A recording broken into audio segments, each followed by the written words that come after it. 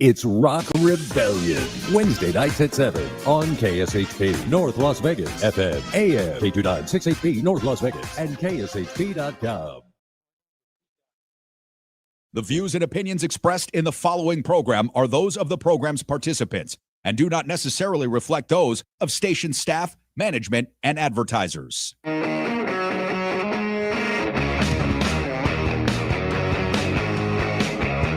What's up, everybody?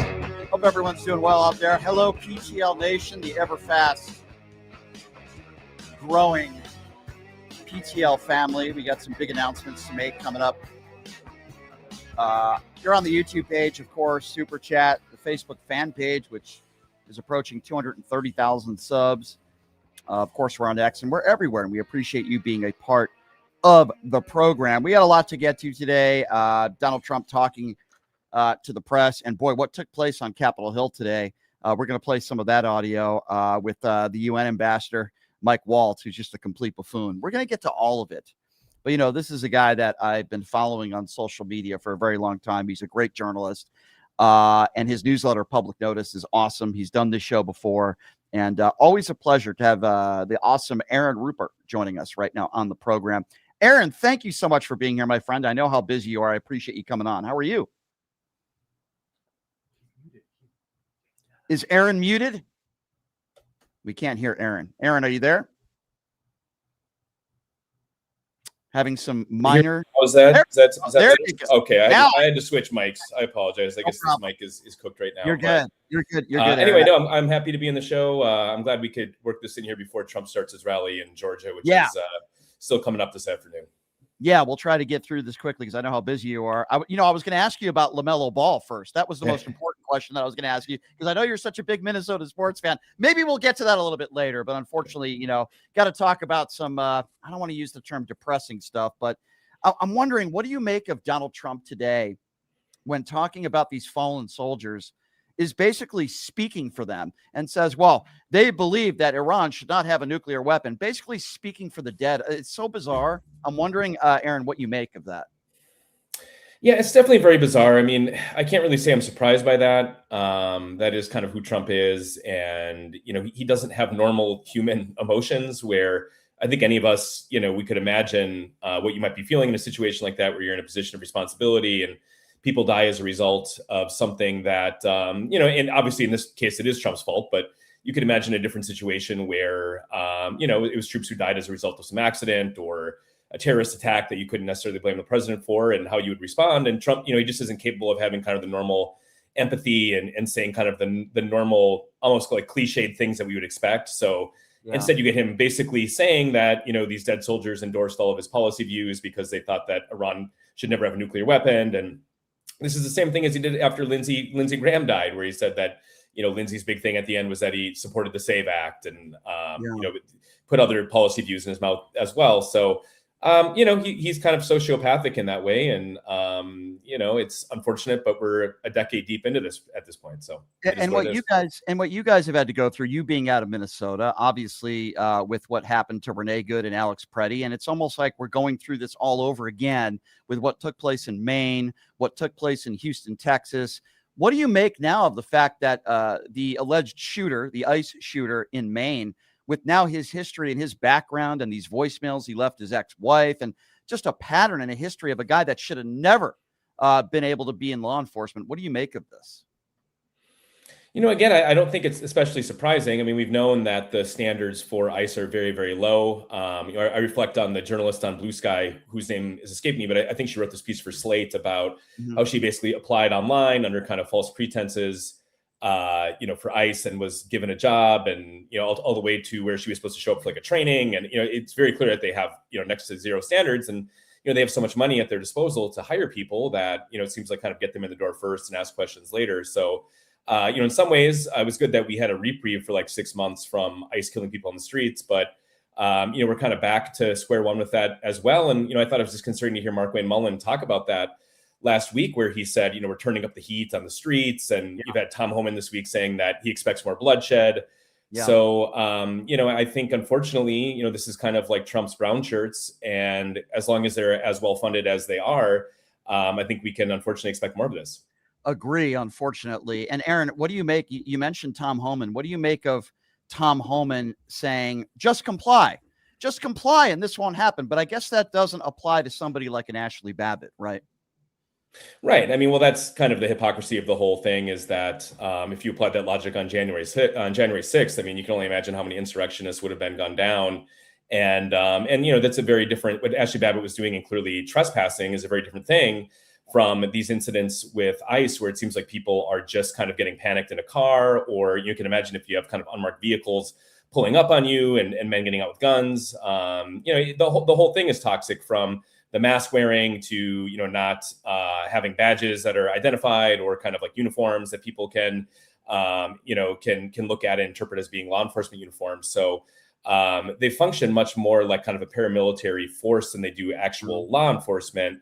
And that's by design, that they're basically terror squads. And, I do think that there is a layer of this where this happening in Maine. I think there's obviously the human toll is first and foremost, but politically, it puts Susan Collins in a really tough spot where she's already facing a difficult race. So, that part of it, I thought maybe wasn't totally thought through on the part of the Trump regime. But, on the other hand, Maine, given its population size, has a large Somali community. There's obviously Hispanic population there. And those are the true targets that, even though we had the high profile cases here with Preddy and Good, certainly being a brown person in America in that respect is especially scary right now. Yeah, if you're just joining us, by the way, he is Aaron Rupert. Great newsletter, Public Notice, has a gazillion followers on social media. There's a reason for that. He's really good at what he does.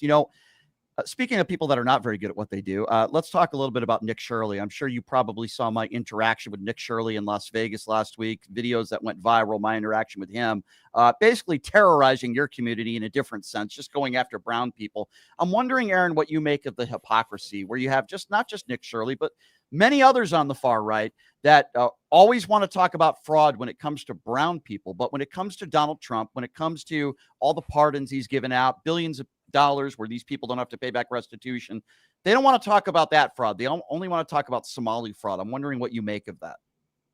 Yeah, that's kind of the crazy making part of it, isn't it? That, you could understand that, if Trump is going to do what he has been doing and, totally grift off taxpayers, have all sorts of crypto scams that are making him billions, and, the corrupt pardons that people are paying for, like, you could maybe understand him doing that and then not making a big deal out of fraud, or kind of trying to focus on other things or just get people thinking about other things. But instead, it's like, they're pillaging, and then, that they're turning it around and trying to weaponize it against other people who aren't really doing anything, at least nowhere near the scale that they are. So, I mean, that's why it's really difficult to kind of process American politics these days in sort of a normal brain mode. I mean, you have to, almost look at it like it's a kind of like a cartel exploiting people, because that really is what it is. And so in that sense, obviously, it can be kind of exhausting to follow, but that's the reality of our federal government and the Republican Party these days.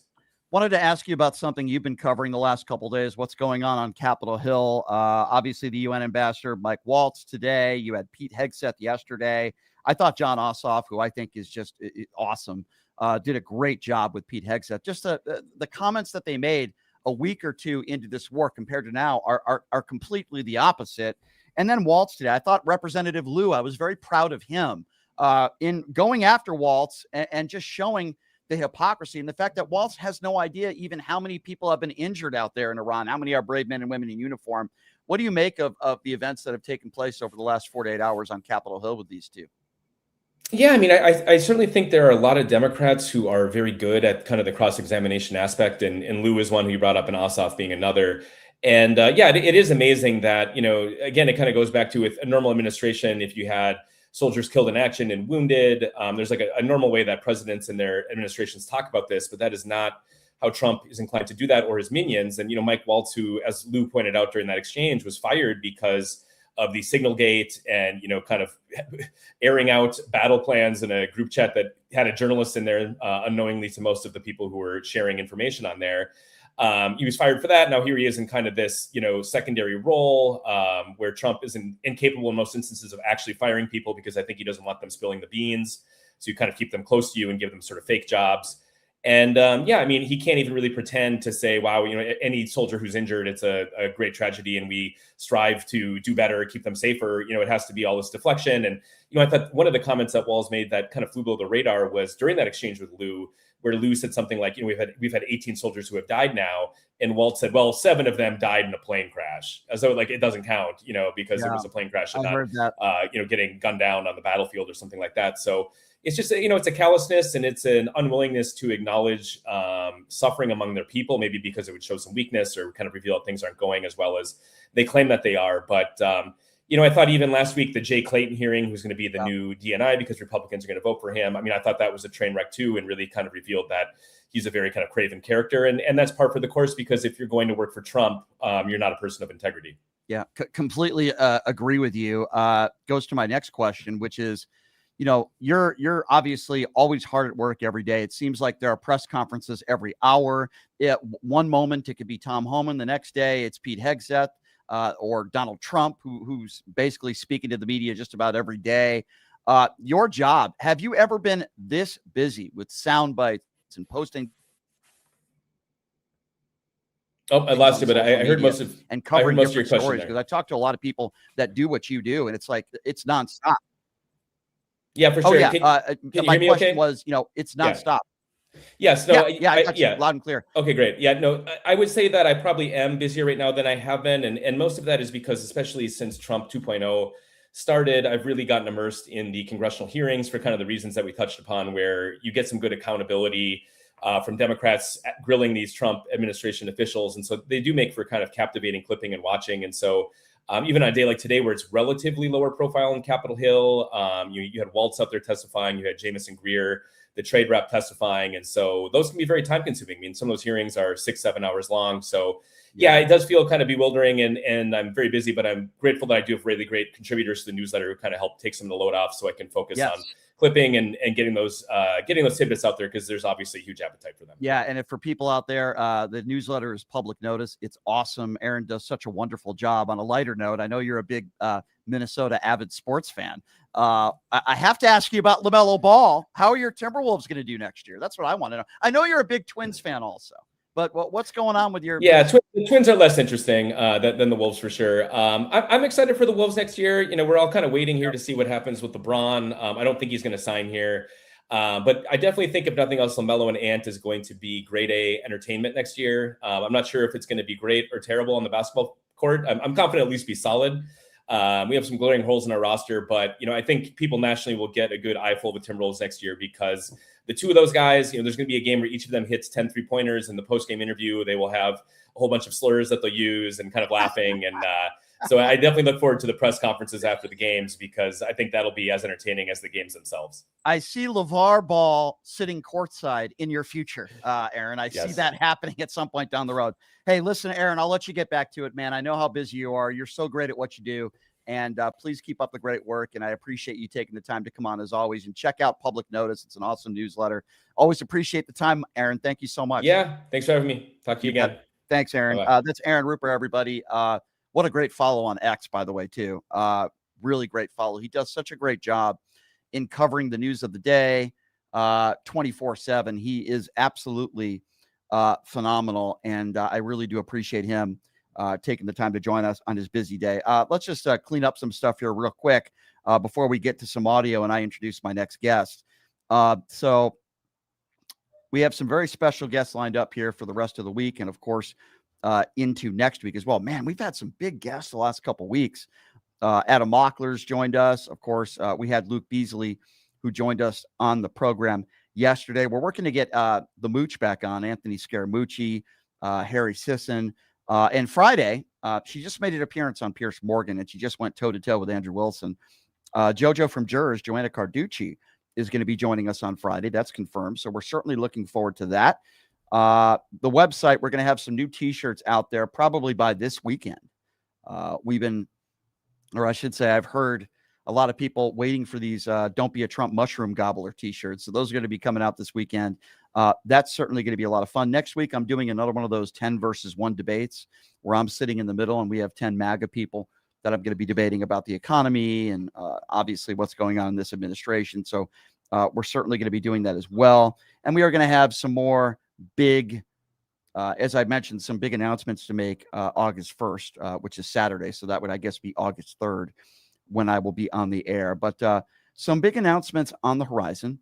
We are in the YouTube Super Chat, so your questions and comments will be heard in the YouTube Super Chat throughout the day today. And I don't know, maybe my co-host today will be able to read some of those YouTube Super Chats. Of course, I'm talking about Leonard Cardinal, the longtime law enforcement officer. And did I say officer?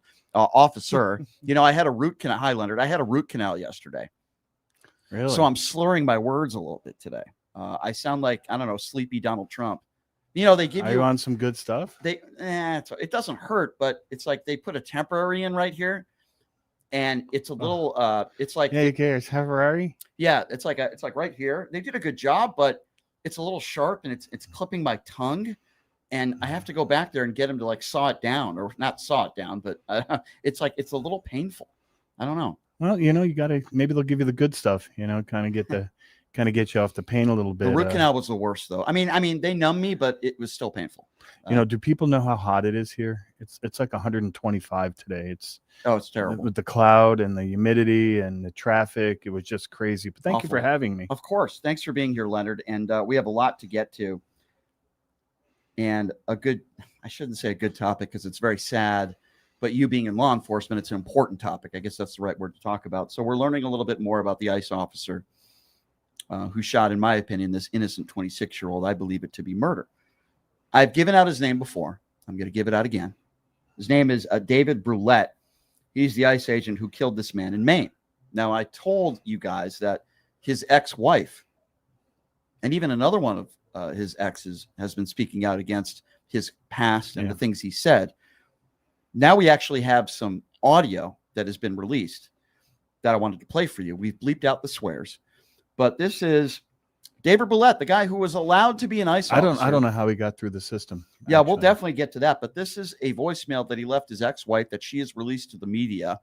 It is quite frightening. And this guy was allowed to be an ICE officer. Listen to this. Every single female in your bloodline is nothing but a disgusting fat.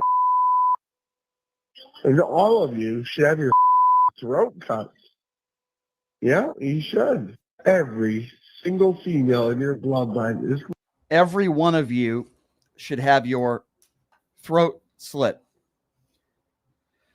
This is a guy who was allowed to be an ICE officer. This is a guy who apparently went through some sort of vetting process that apparently wasn't very good. I think you just have to show up.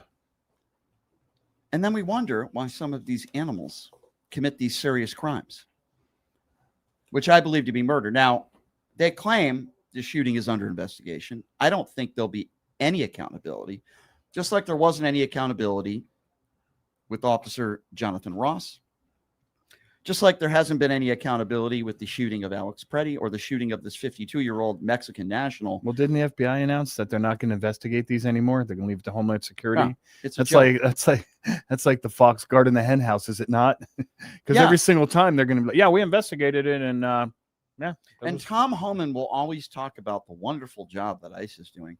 But then when he was asked about this question of this officer and how he was able to become an ICE officer, doesn't want to talk about that. Doesn't want to talk about that. Doesn't want to talk about the $50,000 duffel bag that he took.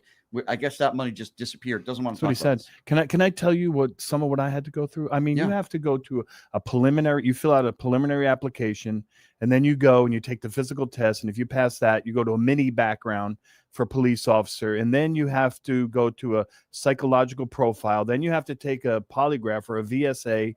And then you have to go through another background process where they bring up everything. They bring up everything you could think of, including looking at your Facebook. They see if you have any, like weird. It's very, very hard. We lose probably, if we have 500 applicants, we probably get 15 or 20 people who can pass the background. That's true. That's accurate. Yeah. It just, I'm blown away, and it's mesmerizing because how many of these Officer David Brulettes are out there right now? How many of these people are I think what they're doing is an application and probably a quick screen, a low level, like not a high level background check, because none of these guys would pass. That's how they get through the process. And so I don't think they're doing a very good background, and they're giving them a badge and a gun. And I can only imagine what the briefings are like, because when people go out on the street, when you brief officers properly before you send them out, they have the right mindset. right? And if they're going out there to just ram vehicles and pull into them, shoot through windows, what are they being told in the briefing, Brian? I think we can guess, right? Yeah, no doubt. So I'm very saddened in the loss of life in any situation, especially when it comes to at the hand of law enforcement. In this situation, ICE, once again. And it just breaks my heart. And then when you hear like the vileness in this guy's voice, this is someone who's very mentally disturbed, and he should have never been allowed to be an ICE officer, or let alone a security guard, or even a crossing guard, quite frankly. But you know what? There's still people on the right that are very angry that they're not deporting enough people, right? The idiots like Tommy Lauren, who is the biggest and the dumbest maybe bimbo on the right that you could find. Not to interrupt you, but no reason why. But go ahead. Yeah. Because when you ask them here in the studio or on the phone, what do they say? They have no reason. They have no reasoning. Yeah. They say, well, they killed Carrie Lake. And you're like, come on, what else? That's one out of 20 million people. Lincoln Riley, you're talking. I'm sorry, Lincoln Riley. Not sorry. Carrie Lake. Sorry. She's a loser politician. So Tommy they're going to Lauren, beat me up in the room for that one. So Tommy Lauren is somebody that I guess she just put her name on her SATs and she got into UNLV. I don't know. She's a complete idiot. But MAGA's not upset at these shootings where innocent people are getting murdered by ICE. No, they're not. They're not talking about that. You know what Tommy Lauren was talking about today?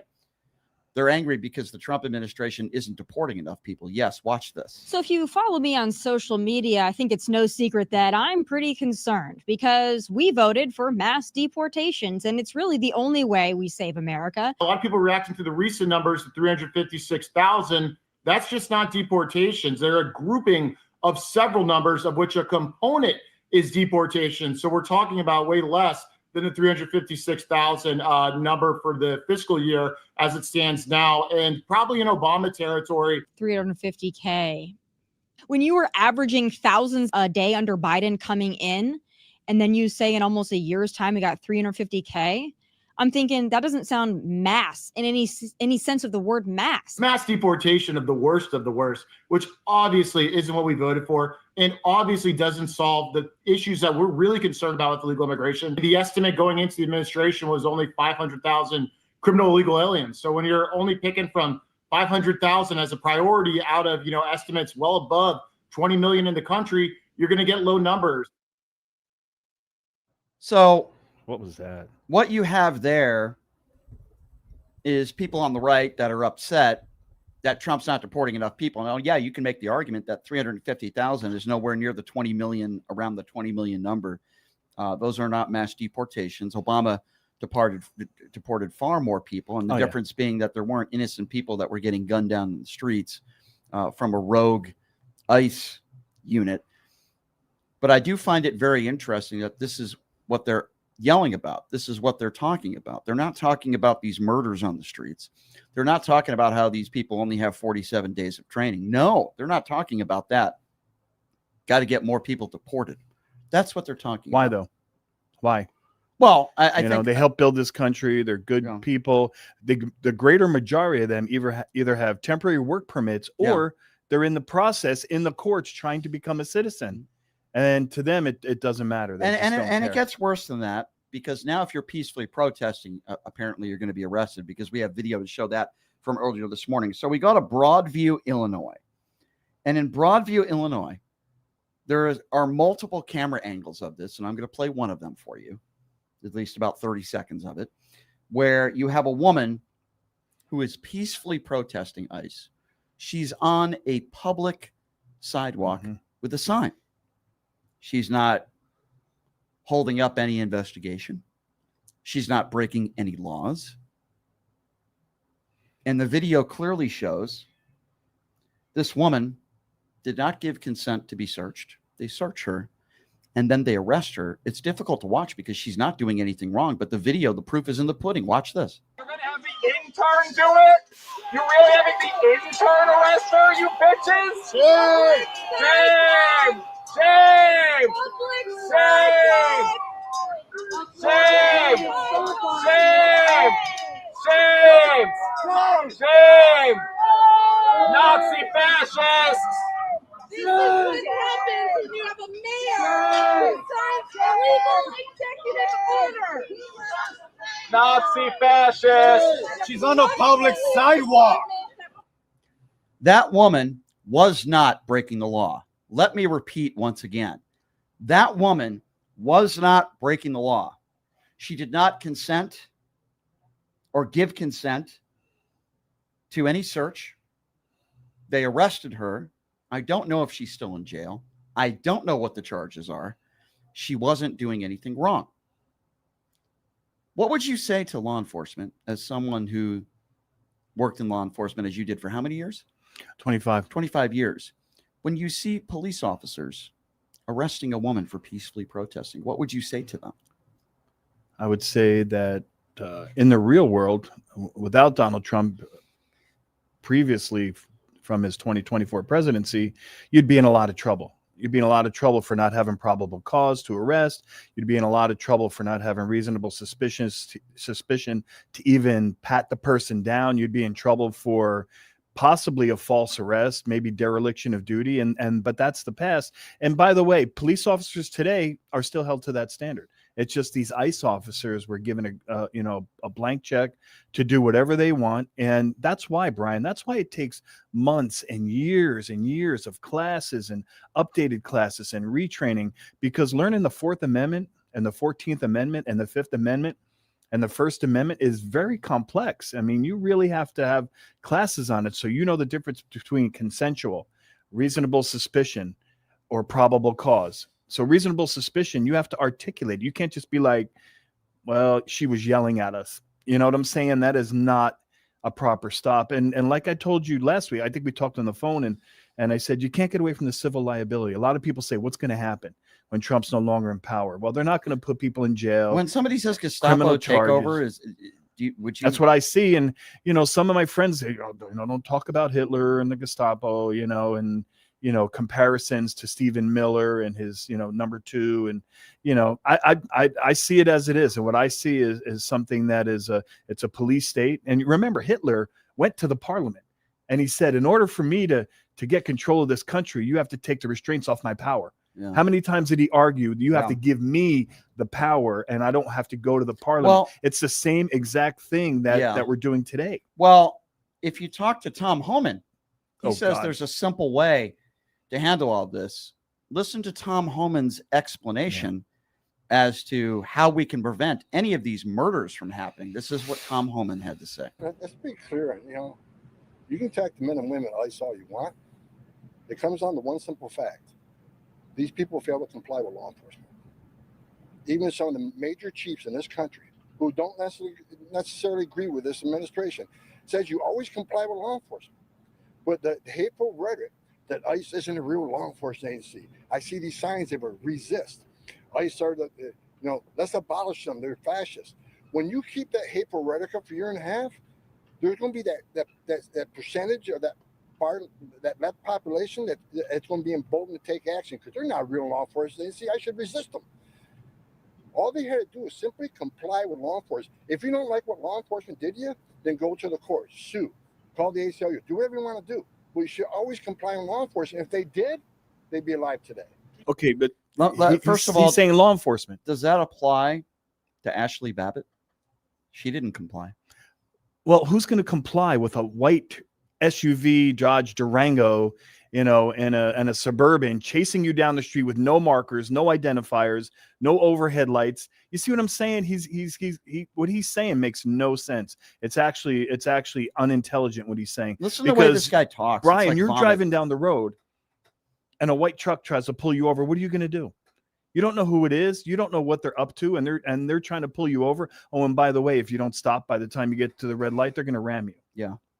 It's interesting because he doesn't want to talk about how this David Brulette murderer, in my opinion, ICE agent who shot this innocent 26-year-old in Maine, doesn't want to talk about that, how he could have gotten hired. And listen to Tom Homan talk. It's like, well, listen, if they just comply. Like, it just sounds like word. But is that not what the administration wants? Don't they want people do they want the sharpest, most intelligent people with morals and ethics and character who've been known, like your Ro Khannas of the world and your Jamie Raskins? Do they want people like that? Of course not. Of course not. Switching topics, speaking of people that have no backbone and have just no shame, We start with Marco Rubio. So as you know, Donald Trump has continued to lie about the 2020 election, claiming that China interfered and that was the reason why Joe Biden won. It's all a bunch of nonsense. And as I spoke with Ron Filipowski about this on Monday, there will be probably no talks, let alone any consequences for China. And Marco Rubio was asked about this because he met with the Chinese foreign minister, and he was asked this question. Talked a lot about that. Was there disagreement on election interference? We didn't discuss that topic. I wonder why. Mr. Rubio, why didn't you bring that up? Mr. Rubio, the president's been nonstop talking about this for the last week. Why didn't you bring that up? Because he knows that it's a no winner. It makes them look bad. Didn't bring it up even, let alone have a, robust discussion. Yeah, didn't even bring it up. Gosh, that's really interesting to me. I'd love to have him on the show. I'd love to see you go at it with Marco Rubio. Do you think Donald Trump will bring it up with President Xi? He said, they asked him about it, and Trump said, well, he jabs me, I jab them.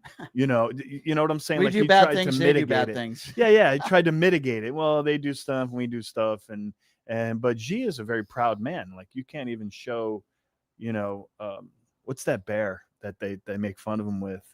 Oh yeah, I know what you're talking about. I can't think of his name right now. But a topic that is another topic besides our innocent, brave men and women in uniform that are losing their lives, and obviously talking about innocent people in this country that are getting murdered by ICE. Our brave men and women coming home in caskets is always very difficult to talk about. We've now lost 18 service members in a war that should have never happened. And I didn't think it could get worse than Donald Trump wearing a hat last time some of these service members were sent home in caskets. But I said, what is he going to do next? Well, this is earlier today. When asked about these brave men and women who lost their lives and paid the ultimate sacrifice, listen to what Trump had to say about them. Some of you are going with us to honor our heroes, and they are indeed great heroes, actually. They said, and all of them said very strongly, we cannot let Iran have a nuclear weapon. They won't have a nuclear weapon. So we're going to honor them. So he's honoring them by putting words in their mouth when they're dead? Leonard, let me ask you a question. They have no bounds. Let me ask you a question. Do you think those fallen soldiers said that? I think that he never met them. I think that the commanders, he didn't talk to the commanders. He probably didn't talk to their friends. And he's just spewing stuff. But here's the interesting part. We have a whole 30% of America that believes what he says, no matter what it is. They can walk out of their house, and if Trump says the sky is green, they're going to be like, you know what? I just looked at it, and you know what? The Democrats have been lying to us. It's not blue; it's actually green, and they don't think it through. And that's kind of, I think that's what he taps into. He taps into people who don't have critical thinking skills, who don't have the intelligence, or can't even bother thinking about what he just said. Yeah, it's beyond sick. And is it dishonoring someone's memory? Yeah, I think if you passed away and I kind of lied a few times about what you really said, I think that's pretty disrespectful. Beyond disrespectful, in my personal opinion. So I wanted to read a few YouTube super chats before we get to the next clip. Yeah, you read them. You rip through them a lot faster than I do. Start with Shelly. Shelly, thank you for your donation. Says, Leonard, it is a great comparison to Hitler because we're living in it. And I feel bad for the people and all of us, except for white people that have to deal with ICE. It's disgraceful. Agree.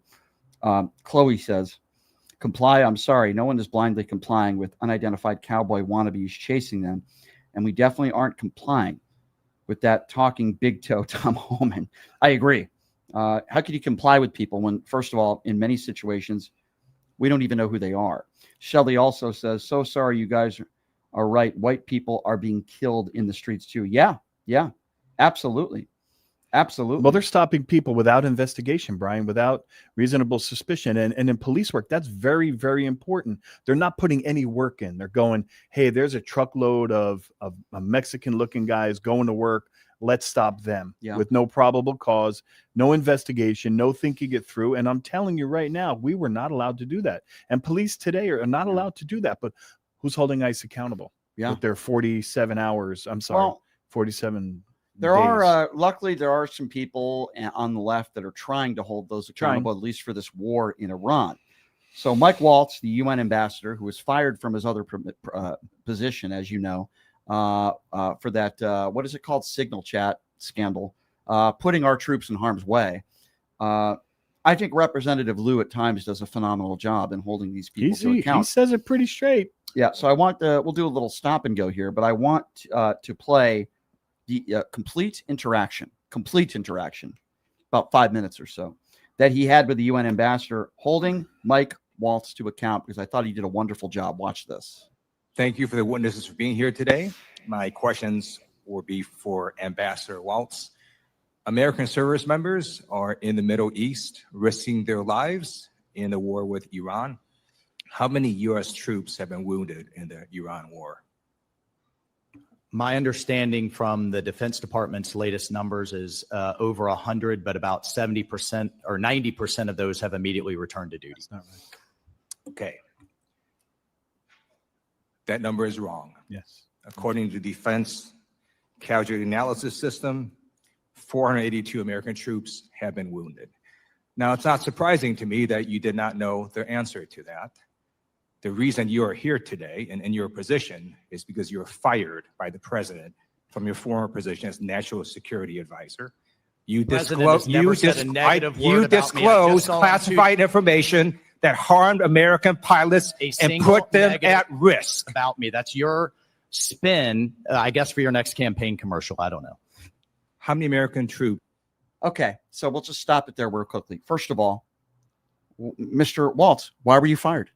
Can you give me can you spin a lie and tell me why you were fired? You were the one, along with Pete Hegseth, that were behind this signal chat disgrace that put our troops in harm's way. Mr. Liu, Representative Liu, is 100% correct. And don't you find it interesting? And Liu brilliantly points this out. The UN ambassador has no idea, not even close, how many of our brave men and women in uniform have been injured in this ill-advised and illegal war. Well, the 100 number is since the conflict picked back up, right? A couple of weeks ago. That's the number they're putting out on the news. That's the 100. But since the beginning, I thought it was closer to 500, but he said 482, and I knew, and that's what it was we not know. 100, and I'm just a regular guy. How could you be that far off and be in the position? I think he knows. It's insane. I think that's part of the MAGA. I cannot believe, and he's lying under oath, by the way, if he does know. But anyway, we'll continue here. Go ahead. Have been killed in the Iran war.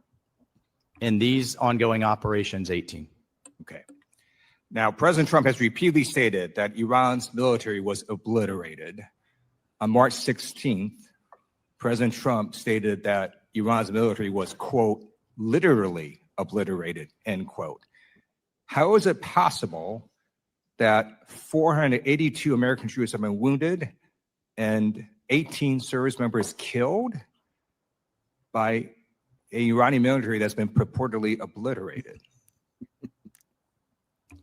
The Iranian Navy, Air Force, air defense system, and industrial capacity have been massively damaged, if not completely ineffective.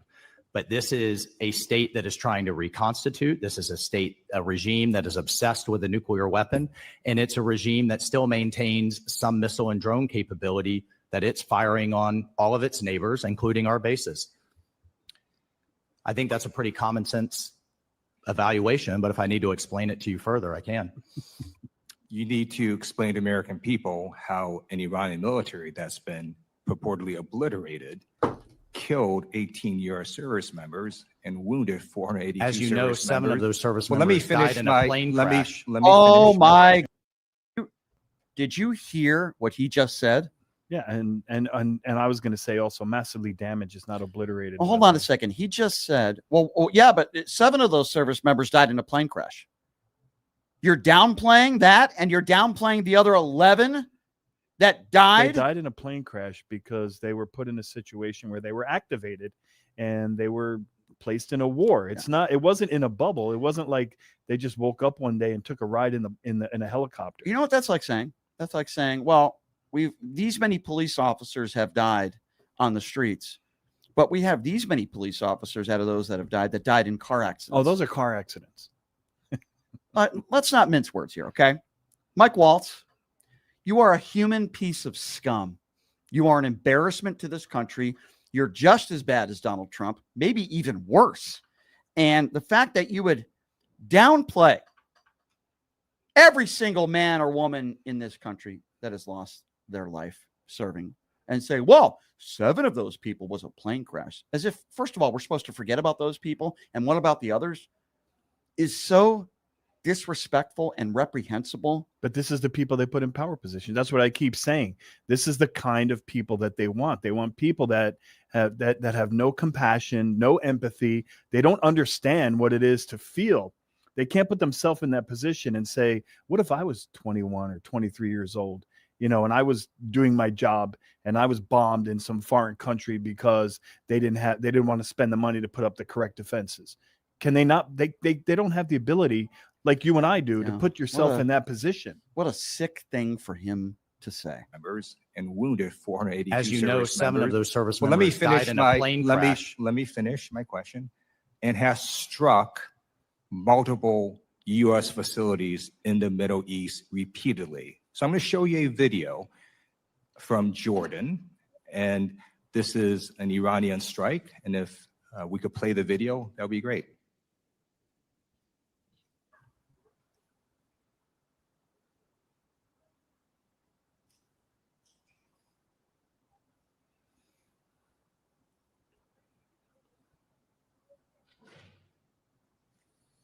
Thank you. I would hope the Republican-controlled Foreign Affairs Committee would know how to use audio next time, but we did see the video, and it showed multiple missiles hitting this base in Jordan. Let me tell you what happened. It was disclosed later that 2 U.S. troops died in that strike from a purportedly obliterated Iranian military, and this is what Donald Trump said. He said that the Iranians, quote, did slip something through in Jordan, and if we had other operators, it would not have happened. He then went on to say, when you let other people do your job, with the United States, we let other people do a job, and sometimes it doesn't work out so well. So let me ask you this question. Do we still have American troops stationed in Jordan right now? Doesn't surprise me that you're referring to Al Jazeera. In terms of your video, I'm here as the UN ambassador, but I'm happy to refer you to Pete Hegseth, Secretary Hegseth's testimony yesterday. Of course, we still have. In your opening statement, you bragged about doing a Security Council resolution on Iran. So yes, Iran is in your job responsibility. Focus on it and focus on the troops that have been wounded and killed. Do not be so callous with the safety and lives of American troops. I'm going to ask you again: Are U.S. troops currently stationed? Are U.S. troops currently stationed in Jordan? Moralized to me. Go back. U.S. troops currently stationed in Jordan? Try to get reelected. I will. You should try. November is coming for you and this administration. Are U.S. troops stationed in Jordan? It's not even a trick question. Are they? Of course they are. Okay. Cut it. The reason why Ted Lieu is asking that question is because our troops are not safe in Jordan. They're getting killed. And he's asking the question. I feel like it's when a MAGA buffoon calls into this show, and I have to ask the same question 5, 6, 7 times, and they don't answer and they insult me. That's exactly what the UN ambassador is doing. Oh, good luck getting elected. Or he could have just said yes like a minute ago. And there's a reason why he's asking that. It's not a gotcha question. Our troops are dying in Jordan and because it's a question they're not we all safe. know, and we all know the answer, Brian. They shouldn't Everyone be there. Listening right now knows the answer. And he says, do we still have troops in Jordan? And everyone listening knows we do. So why try to dance around it? You're not going to win. You got to worry about winning your next election. He's asking the question because they shouldn't be there, and we're losing innocent people, our brave men and women in uniform. with a And great ally. and if that Donald they Trump test doesn't trust the is proven to be. Jordanians to protect U.S. troops, do you trust them? Who are we going to have protect U.S. troops? They are exposed right now in the Middle East, repeatedly being exposed to Iranian missiles when they died under missile the Biden strikes and administration. drones. You don't even know how many U.S. troops were wounded And did in this nothing Iran about war. Shame on you for not even know Died basic under the Biden facts. administration. You are the U.S. ambassador, Iran, and you and don't you even know how many U.S. troops were wounded in Iran war. You got that wrong. Last You should be administration, and now you shameful. got- You don't know basic facts. Because it's You should Donald Trump. resign. Your Trump You don't even derangement care about the number of U.S. troops that were wounded. Someone who was never You did served. not know how Never many U.S. buried troops were troops. wounded. I You gave got false the information to Congress. fear of You should be troops I ashamed buried. of yourself This for is not even ridiculous. knowing how many U.S. troops were wounded Mr. Chairman, in the Iranian war.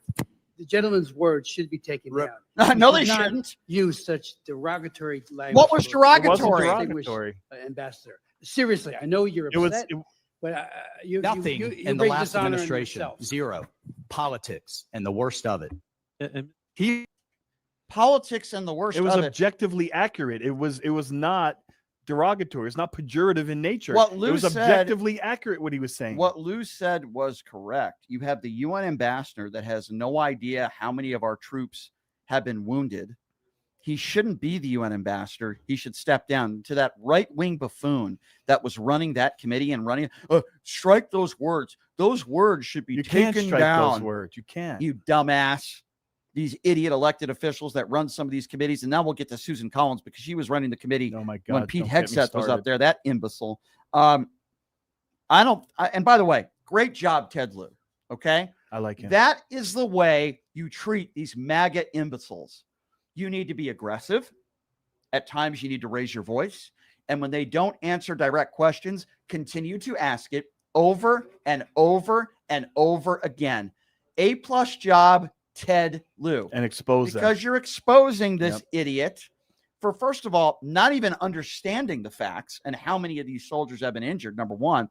And number two, not willing to answer the most basic of questions. These are not gotcha questions, okay? Our troops should not be there. They should not be there, okay? Yeah, it reminds me of your interview with Nick Shirley. Yeah. So this He couldn't answer simple questions.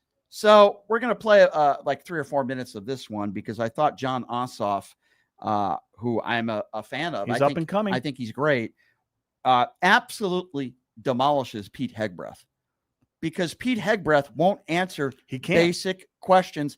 And then what's genius about this is Ossoff takes Hegseth's own quotes that he made a week or two into this war, and he sounds completely and utterly ridiculous. And again, real quick, we all know the answer. Why doesn't Pete just answer it? Because when he asks the question, we all know what the answer is. Yeah. So why not just answer it? I'm proud of Ted Lieu.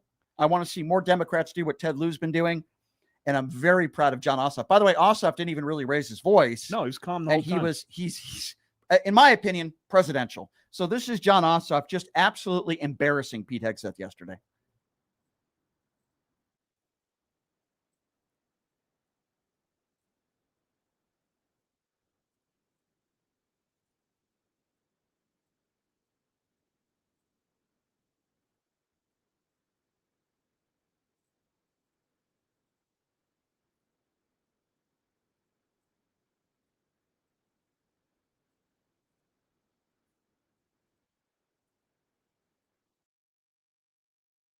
I think we lost some video and audio there. We'll try to get back to that.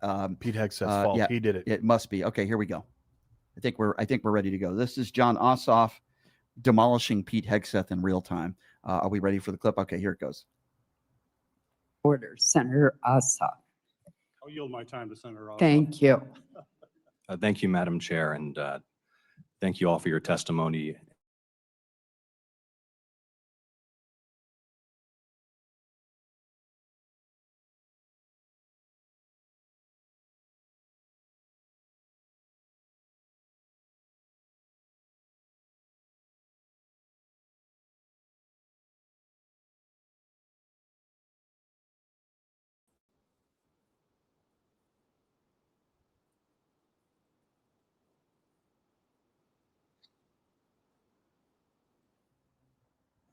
Okay, I think we're having some more technical issues and difficulties, so hopefully we'll try to figure that out, and we'll try to get the video back up. The video that you are watching, or that we are attempting to show you, is John Ossoff demolishing Pete Hegseth, and in the first comments, what he's basically doing is facts, saying all the appropriate things. He's saying, "Hey, our thoughts, for the people who lost their lives and their families," which is obviously. I know you're going to go to something else, but it reminds me of your conversation a couple of days ago with the guy who called in about abortion, how he loves abortion. And over the next few minutes, you just embarrassed him. So we're going to get to that right now. We are. Yeah, because right now. I know it wasn't on the table, but that's a good example of how you just destroyed. By the end of it, the guy didn't know why he believed in abortion. Let's play that. This is. Oh, you have it? Well, no, we have we with the John Ossoff interaction. I want to make sure that we get to that again. Let's try this again. This is John Ossoff embarrassing Pete Hegseth. It's unbelievable to watch. Watch this. Order, Senator Ossoff. I'll yield my time to Senator Ossoff. Thank you. Thank you, Madam Chair, and thank you all for your testimony. And General Kane, let me just begin by expressing on behalf of all Georgians our immense gratitude and admiration for the service members who are making tremendous sacrifices and conducting themselves with extraordinary selflessness and professionalism on behalf of the United States and our states. Unified condolences and grief for the families of the 4 killed in action. And our hope for a swift recovery for the nearly 100 wounded over the last 2 weeks. And thank you to you for your service to the nation. Mr. Hegseth, you're requesting roughly $68 billion for the department through this supplemental, correct? 67, yes. And yesterday, your department stated publicly, quote, U.S. forces struck Iranian military command centers, maritime capabilities, missile and drone launch sites, and air defense systems to degrade Iran's ability to continue attacking commercial vessels. That was a press release from your department. Is that a broadly accurate characterization of ongoing operations? That sounds broadly accurate, yes.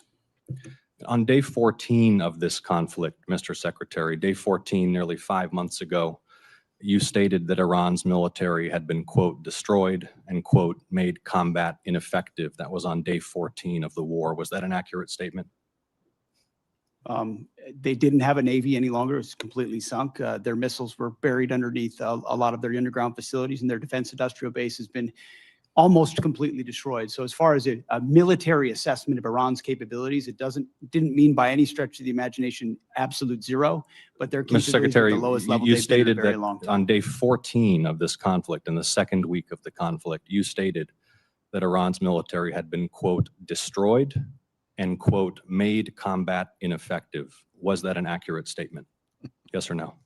Iran's ability to challenge the United States of America at the level at which we're capable of. That's not what I asked you, Mr. Secretary. You said on day 14, Iran's military had been, quote, destroyed and, quote, made combat ineffective. Yes or no? Was that an accurate statement? What the American. So let me just briefly just describe what is going on here.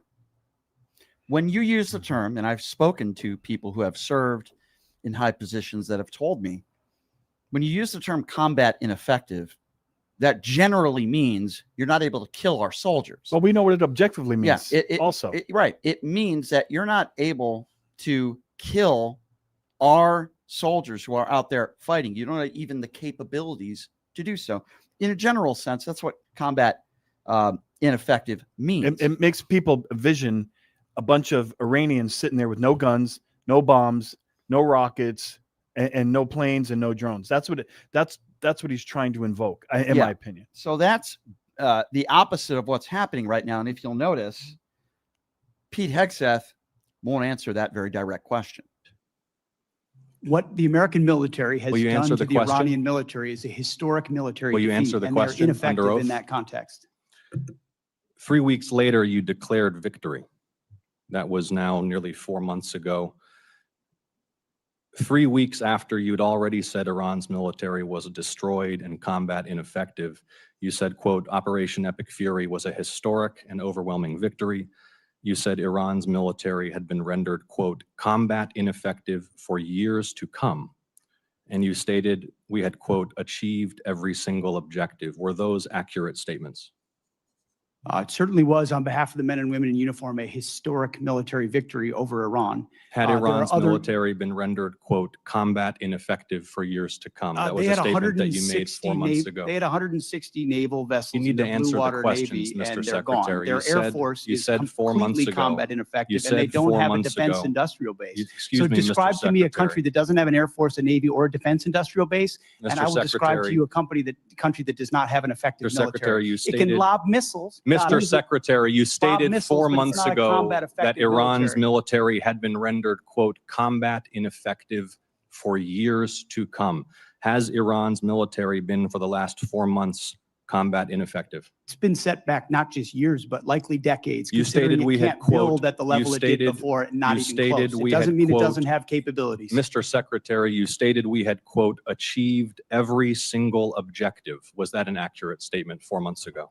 The main objective of this was to ensure that Iran never gets a nuclear weapon. Their main sites were obliterated. We're watching over them, and we're holding that issue. If they don't give them up at the table, there's other ways we can take them Early away. in the conflict Iran will on never day have a 3, nuclear Mr. weapon. Secretary, early in the conflict, day 3, you said one of those core objectives was to, quote, destroy the missile threat. And as you restated on day 5, to, quote, obliterate Iran's missiles and drones. Those were clearly and repeatedly stated core objectives of the campaign, which 4 months ago you declared had been completed victoriously with every single objective achieved. Were those objectives achieved 4 months ago? No one ever stated that every single missile was gone. Ultimately, combat ineffective means they're not able to dig them out of their UGFs and shoot Had at the us. missile It threat doesn't mean they been don't defeated have 4 underground months facilities ago? where they put missiles in them and hold on to them because they're the world's largest state sponsor of terrorism. So we never expected they would stop having capabilities to shoot.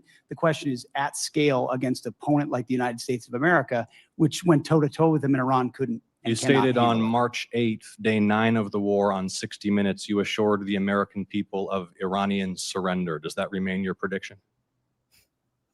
Ultimately, Iran will never have a nuclear weapon to threaten the United States of America. That has been the objective, and it remains so. So just to review, you will not answer whether your statement made on the 14th day of the war that Iran's military had been, quote, destroyed and made combat ineffective was a truthful statement to the American people as you sit here and ask for tens of billions more The for the conflict. senator's time has Had a expired. historic and effective military campaign against the largest state sponsor of terrorism. Won't and answer will the ensure they question. never Senator get a nuclear weapon, Peters Senator. is recognized. Yeah, there you go. There you go. So the end of that is as follows. And by the way, A+ job by John Ossoff. I would have lost it because Hegseth won't answer a direct question, but you're asking for tens of billions of dollars more, and you won't even answer basic of questions from quotes. Direct quotes. His own quotes. Yeah, his own direct quotes a week or two into this war, and he won't answer basic questions. And I just thought that shows, to me, it's a microcosm of this entire administration. Hegseth, again, won't answer a direct question. It's almost like when you're asked, if you asked him or anybody else in this administration who won a free and fair election in 2020, they won't answer. And Pete Hegseth, his own words, basically 2 weeks into the war, saying we won. He's It's just over. there for the money. He doesn't care about answering questions. He doesn't care how stupid or ridiculous he looks or biased he looks. He just wants the money. And since they control the Congress, he may very The well guy get it. basically runs out of the hearing. And it's incredible to me that anybody would give this man more money. By the way, look at what the budget was in 2024. Look at what they're asking for now. My understanding is the budget was under $1 billion. Or I'm sorry, it was. I'm trying to remember the exact. It was under $1 trillion. I believe. But when you look at the budget and where it was in 2024 to where it was now, they're asking for at least 50%. Yeah, it was more. 700 or 800 billion. Yeah, usually. it was somewhere, and that's right around what yeah. Biden did. 700 or 800 billion. They're a asking year. for 50% more, and it's like, well, it was 1.5 trillion, wasn't it? And Right. now it's 1.15 trillion. He's asking, but he for, wants 87 billion just to continue. Right.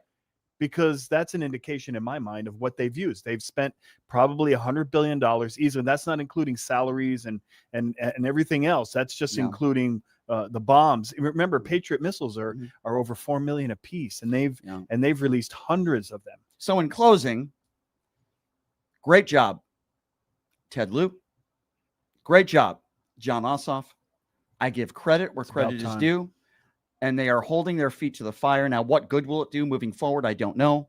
But when you show how incompetent these people are, whether we're talking about the Secretary of Defense or the UN ambassador, when you show how these are big, powerful positions. And you have to stand up to bullies. And- if not, they'll yeah. take over everything. And John Ossoff, listen, I don't mind anything that Ted Lieu did. I think he had the right to act I the like way he Ted did. Lieu. And I do think that John Ossoff is very presidential. And I thought he did a wonderful job as well. So kudos to both of them. Democrats, I beg you, please take a lesson from Ted Lieu and John Ossoff. We need more people like them who are challenging these people in the Trump administration that are in extremely powerful. Don't be low T like Heg positions. said. Going to the YouTube super chat, Chloe says, Keg breath doesn't have capabilities to shoot. Did you know that excessive alcohol consumption can mimic the same symptoms as low T? Chloe, you might be onto something there. Let's remember that it was Pete Hegseth's own mom that called him a woman abuser. We also go back to Lori, who says, Leonard, what do you do when a woman is stopped and they don't have any identity? We don't know if it's someone who wants to assault us. It's scary. Well, like I said, if they have lights and siren and they got a badge and a badge number and patches on their arms, you know they're the police. But somebody in a white van, and by the way, if you don't have identification, that's not a problem for a police officer. They can find out your information, run your name, and get all your information from the computer. But I think what you're saying is if someone was to pull you over who had a mask on in a white Dodge Durango and you did happen not to have your ID, what do you do? Yeah. Because they're probably going to get arrested. Yeah, I think you're right about that. So there's a lot of things that we're talking about here today. Let's just kind of do a reset. You're listening to 107.1 FM, 1400 AM KSHP. We're in the YouTube super chat where your questions and comments can be read. That's at PTL Radio Show. If you haven't already subscribed, please do so. We're also on the Facebook fan page, Pushing the Limits at PTL Radio Show. We are there as well. We're also live on X and wherever else you get your podcasts. And we appreciate you guys being a part of the show. PushingTheLimits.live. Can we invite callers that want to defend Pete Hegseth? Well, yeah, Can we anybody invite them to call in? Anybody can call in and try to defend this administration. I have no problem having those conversations. By the way, the number to call is 702-221-SAVE. These are the topics that we are talking about today. And again, the two rules that we have when you call and do a show are as follows. No vulgarities, can't swear. If you think I'm an idiot, that's fine. You can tell me why. Just give me some reasons. Prove it. So no vulgarities, and we ask that you remain on topic. Those are the basic two rules. And I know that some people in the MAGA movement struggle with trying to follow directions. So what are the topics that we are discussing today? Obviously, we just went through Ted Lieu and John Ossoff in questioning Mike Waltz and Pete Hegseth. Is there anybody, we want to get your thoughts on that. Is there anybody that is happy with Waltz and Hegseth on Capitol Hill yesterday and their responses or lack thereof? We're certainly talking about that. Anybody who agrees with ICE? Yeah, we're talking about fallen troops. Now the number is 18. It will continue to rise. I wish that wasn't the case. It's horrible. What do you make of Donald Trump's statements speaking for the dead, our dead soldiers? Well, they said they didn't want Iran to have a nuclear weapon. What do you make of that as well? And what do you make of a guy like a Tom Homan when we talk about these ICE murders that are happening throughout the country? Just comply. Just comply. But when it comes to somebody like an Ashley Babbitt, oh no, she was murdered. But just comply. Yeah, with a big black vehicle that's trying to cut you off with no markings on it. It's absolutely insane. So we're taking calls on that as well. And of course, this ICE murderer, in my eyes, David Roulette, we played you the audio of him basically threatening to kill his ex-wife. That's really what he was saying there. We played the audio for you, and that guy somehow passed the vetting process and became an ICE officer. And now we have an innocent 26-year-old man that's dead, whose 3-year-old daughter is now going to be raised without her dad. It's a very sad situation. It's horrible. So again, that number to call one more time is 702-221-SAVE. And again, that number, 702-221-7283 is the number to call. And if you're a troll and you're in the live chat and you've been trolling negatively, please call in and tell us why you disagree with what we're saying. I don't really pay attention to trolls. If they want to call in, they're welcome to. If not, I really don't care. 702-221-7283 is the number to call. Let's start off. Let's see here. Who are we starting with? Kevin is calling out of Tennessee, wants to talk about our brave men and women who have lost their lives. Hi, Kevin. What's up? Hi, Brian. Thank you for taking my call. Sure. Veteran here. Thank you, and sir. just quickly, it's not a problem. You're welcome. It's really easy for the folks on the Hill to talk about veterans and how brave they are, but they've never been there. And what's going on is very difficult for the veterans and their families, especially when the administration is lying to the American people. And a lot of the veterans, a lot of the folks that are active duty right now can't tell you everything that's going on. And their families are being lied to. And it is just, it's awful. Can I ask you, sir, and again, thank you for your service. What do you make of Donald Trump today? As you're supposed to be there to be honoring these fallen soldiers that are coming home in caskets, and I wish that wasn't the case. And then he's speaking for them, and he says, well, they said that Iran can't have a nuclear weapon. I mean, how could you be that? I'm not even going to, I'll stop there. You serving, what do you make of that? It's just so callous and so disrespectful that it's mind-blowing. And I don't know of any service member that supports Donald Trump. It's just crazy what this guy is doing to our military. The things he's already said about our military, and you see every day he continues to disrespect the military. It's crazy. I think that the men and women in the military are some of the bravest people we have in this country, and they're all willing to die for our rights and for our right to exist, and they're all willing to fight and go to combat. But right now, I mean, I'll take your opinion, but right now, I don't think that the men and women that just died, the 4 of them, are there just to get involved in a war that's going nowhere. It's literally, the troops are not stupid. They know the war is going nowhere. They know it. Oh, absolutely not. There are, I can guarantee you, there are a lot of troops, and when you talk amongst just yourselves, there are a lot of people that are super pissed off going, we shouldn't be here. You know, there's no reason for us to be here. We're attacking someone that did absolutely nothing to us. Right. And when it's senseless, like it was, like getting bombed and dying, and it's senseless and it doesn't make sense to anyone. I think I've never been in the military, but that's what rubs me the wrong way. Well, sir, let me just go ahead and finish your thought. Go ahead. Oh, no, go ahead. I'm sorry, sir. Well, I was just going to say the most important thing in this conversation is that without people like you, I wouldn't be allowed to go on the radio every day and be an idiot. 100%. I wouldn't be able to go on the radio every day and speak my mind. 100%. Even though Donald Trump is trying to take my voice away and take others. I know some people personally on the left that lean to the left or on the left, whatever. And if you don't support everything that Donald Trump is doing, he calls you vermin. He calls you enemy of the people. And you have the FCC chair who's making some absurd remarks and Trump talking about taking people's licenses away because they didn't cover one of his speeches. I mean, we've never had this stuff happen before. You know, you fought for this country so that we have the freedom to share our opinions on the air and you know, for a lot of other freedoms as well. But I'm just using my personal civil rights is a good place to start. Yeah. And I will never forget that. And, you know, as much as I dislike, that's one way to put it, Ron DeSantis and JD Vance, they served and I respect their service. And, you know, and yeah, I thank you for calling in, sir. And I thank you for your service to this great country. And you're welcome to call back anytime. Okay. Service. Thank you, guys. And keep up the good work. Well, thank you, my friend. That means a lot. I appreciate you. Leonard only has to work 1 day a week. I wish that was me. No, Leonard's earned that. He's a 25-year law enforcement. I think he deserves a little vacation time. I'm just kidding. All right. 702-221-7283. 702-221-SAVE is the number to call if you want to be a part of the conversation. Trump mushroom gobblers are welcome to call into the show if they want to defend this war in Iran. I'm waiting for you. I can feel the trembling out there, Brian. I'd love to know. I feel them going, should I call?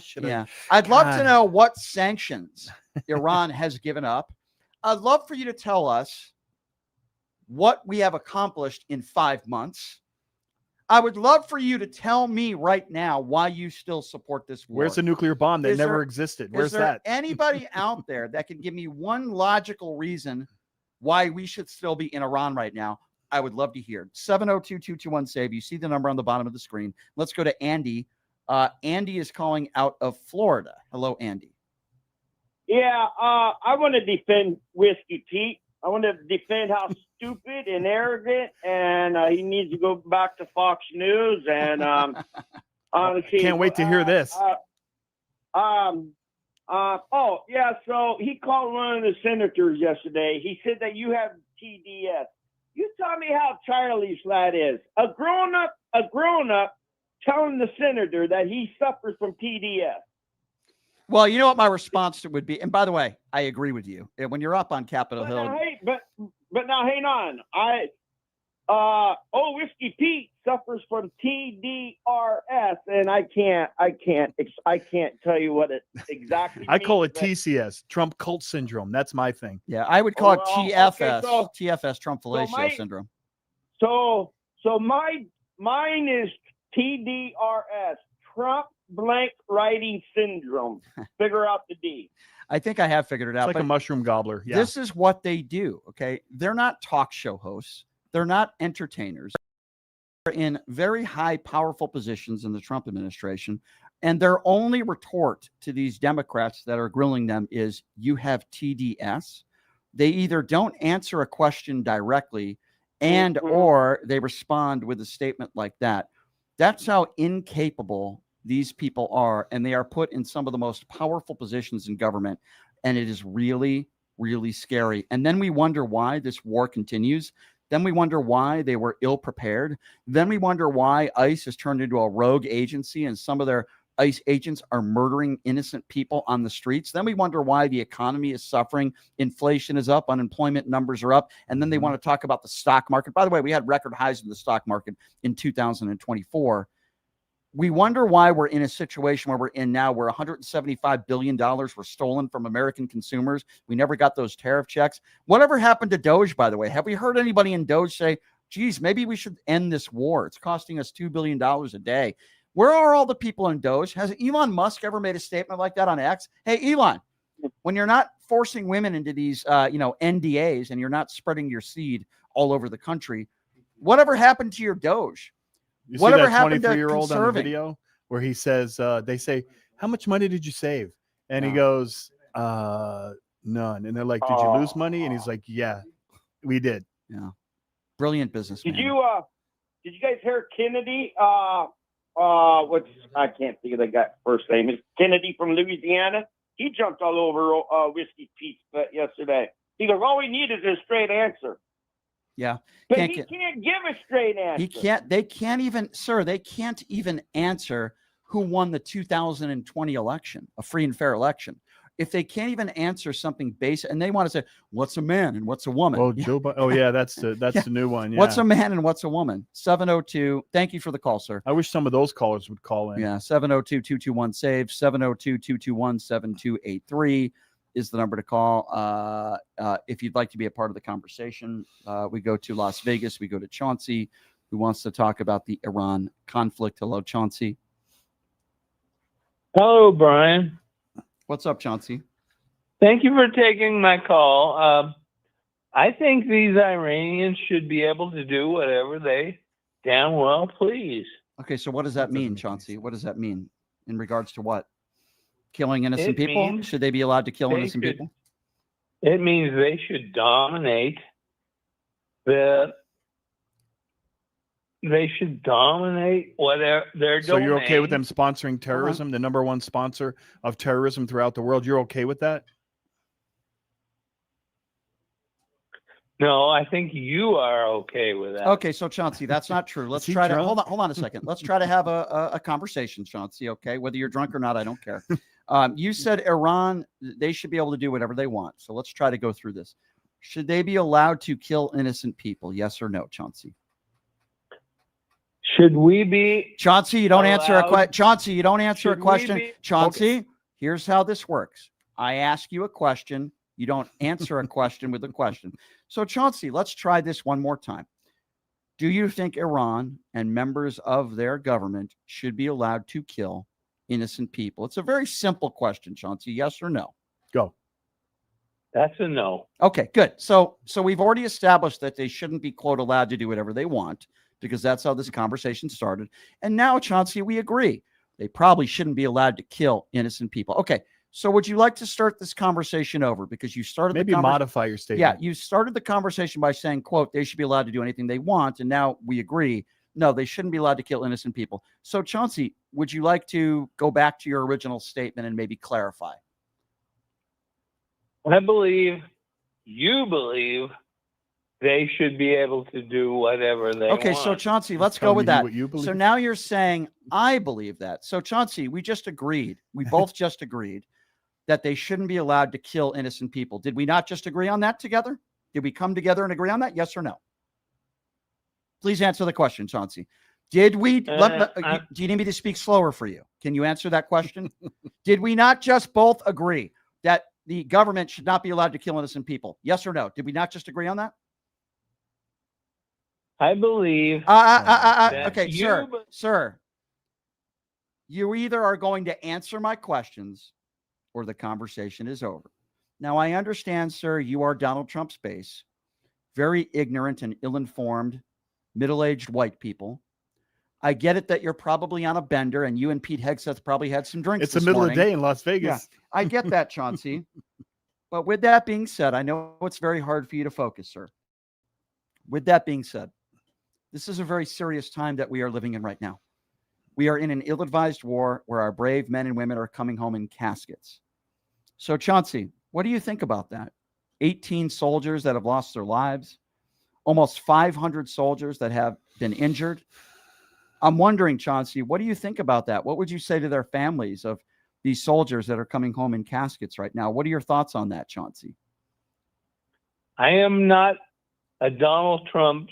I didn't ask you what your support was, you idiot. I didn't ask you who you voted for. Yeah, he is. Will you please pay attention? I asked you what you think about our soldiers, some of whom have come home in caskets, and almost 500 soldiers that have been injured. That question had nothing to do with Joe Biden or Donald Trump.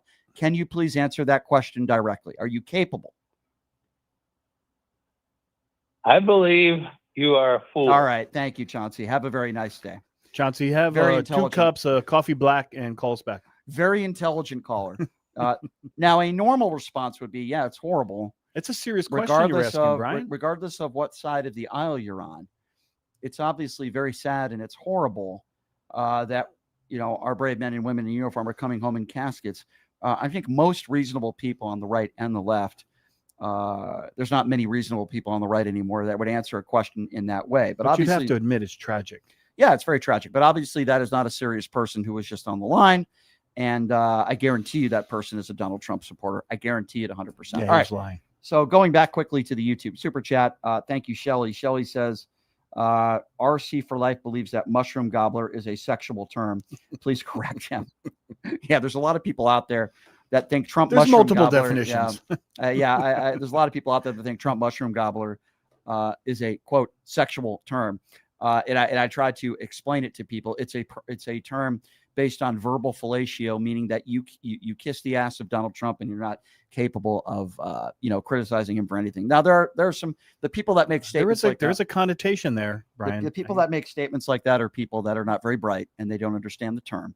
So whoever it is that is asking that question, and they're not really understanding of what the word means. All right, so here's what we're going to do. We're going to take a quick break, reset things a little bit. Obviously, there's a lot that we're talking about here today, but obviously we need to there's a lot of people that we need to keep in our thoughts and prayers today.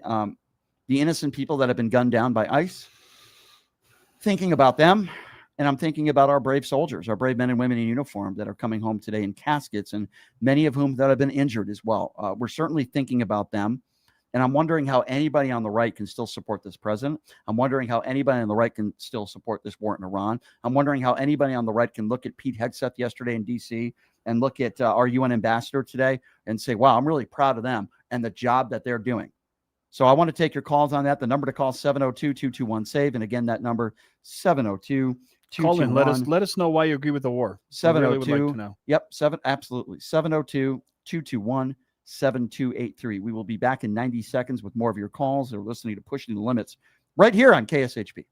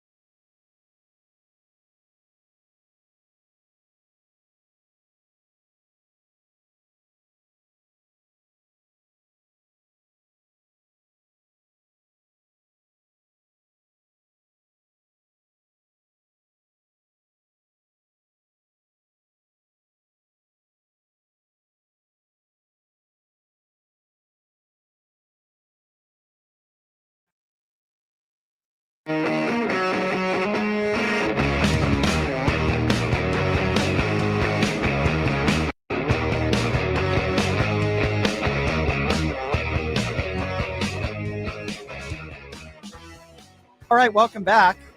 It is Pushing the Limits on a Wednesday. Thank you so much for joining us. Appreciate it. Obviously, there's a lot that we are discussing today in regards to the war in Iran. We're trying to honor the brave men and women coming home, some of whom their lives were taken way too early, and it's very, very sad. They paid the ultimate sacrifice, and almost 500 soldiers that have been injured. And we're getting into that. It's absolutely horrible, and it's despicable, and it's disgusting. And I'm just very disheartened. And unfortunately, there are people that are running our country right now that are completely incompetent and don't know what they're doing. I also wanted to bring this up real quickly because you had brought it up in the break. Where in New Jersey, out of 6,600 people that they say are on the voter rolls that are undocumented, 400 out of this 400. Okay. 400 people.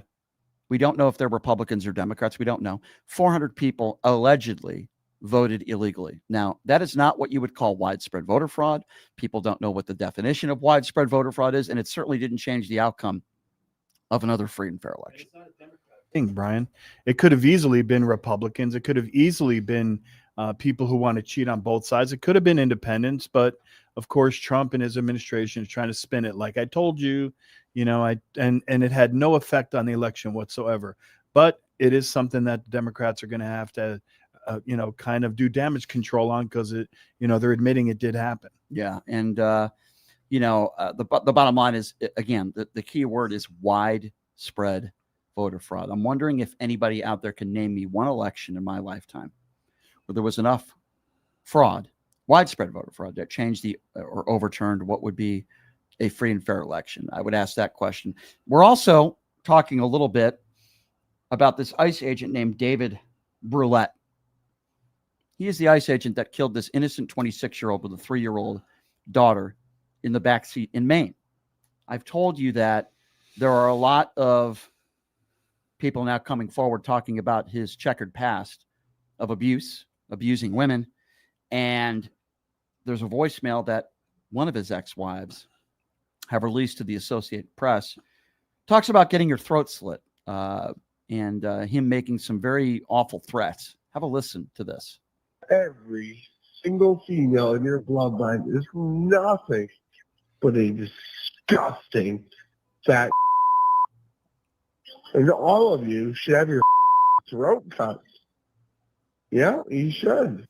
Every single female in your bloodline is nothing but a disgusting fat.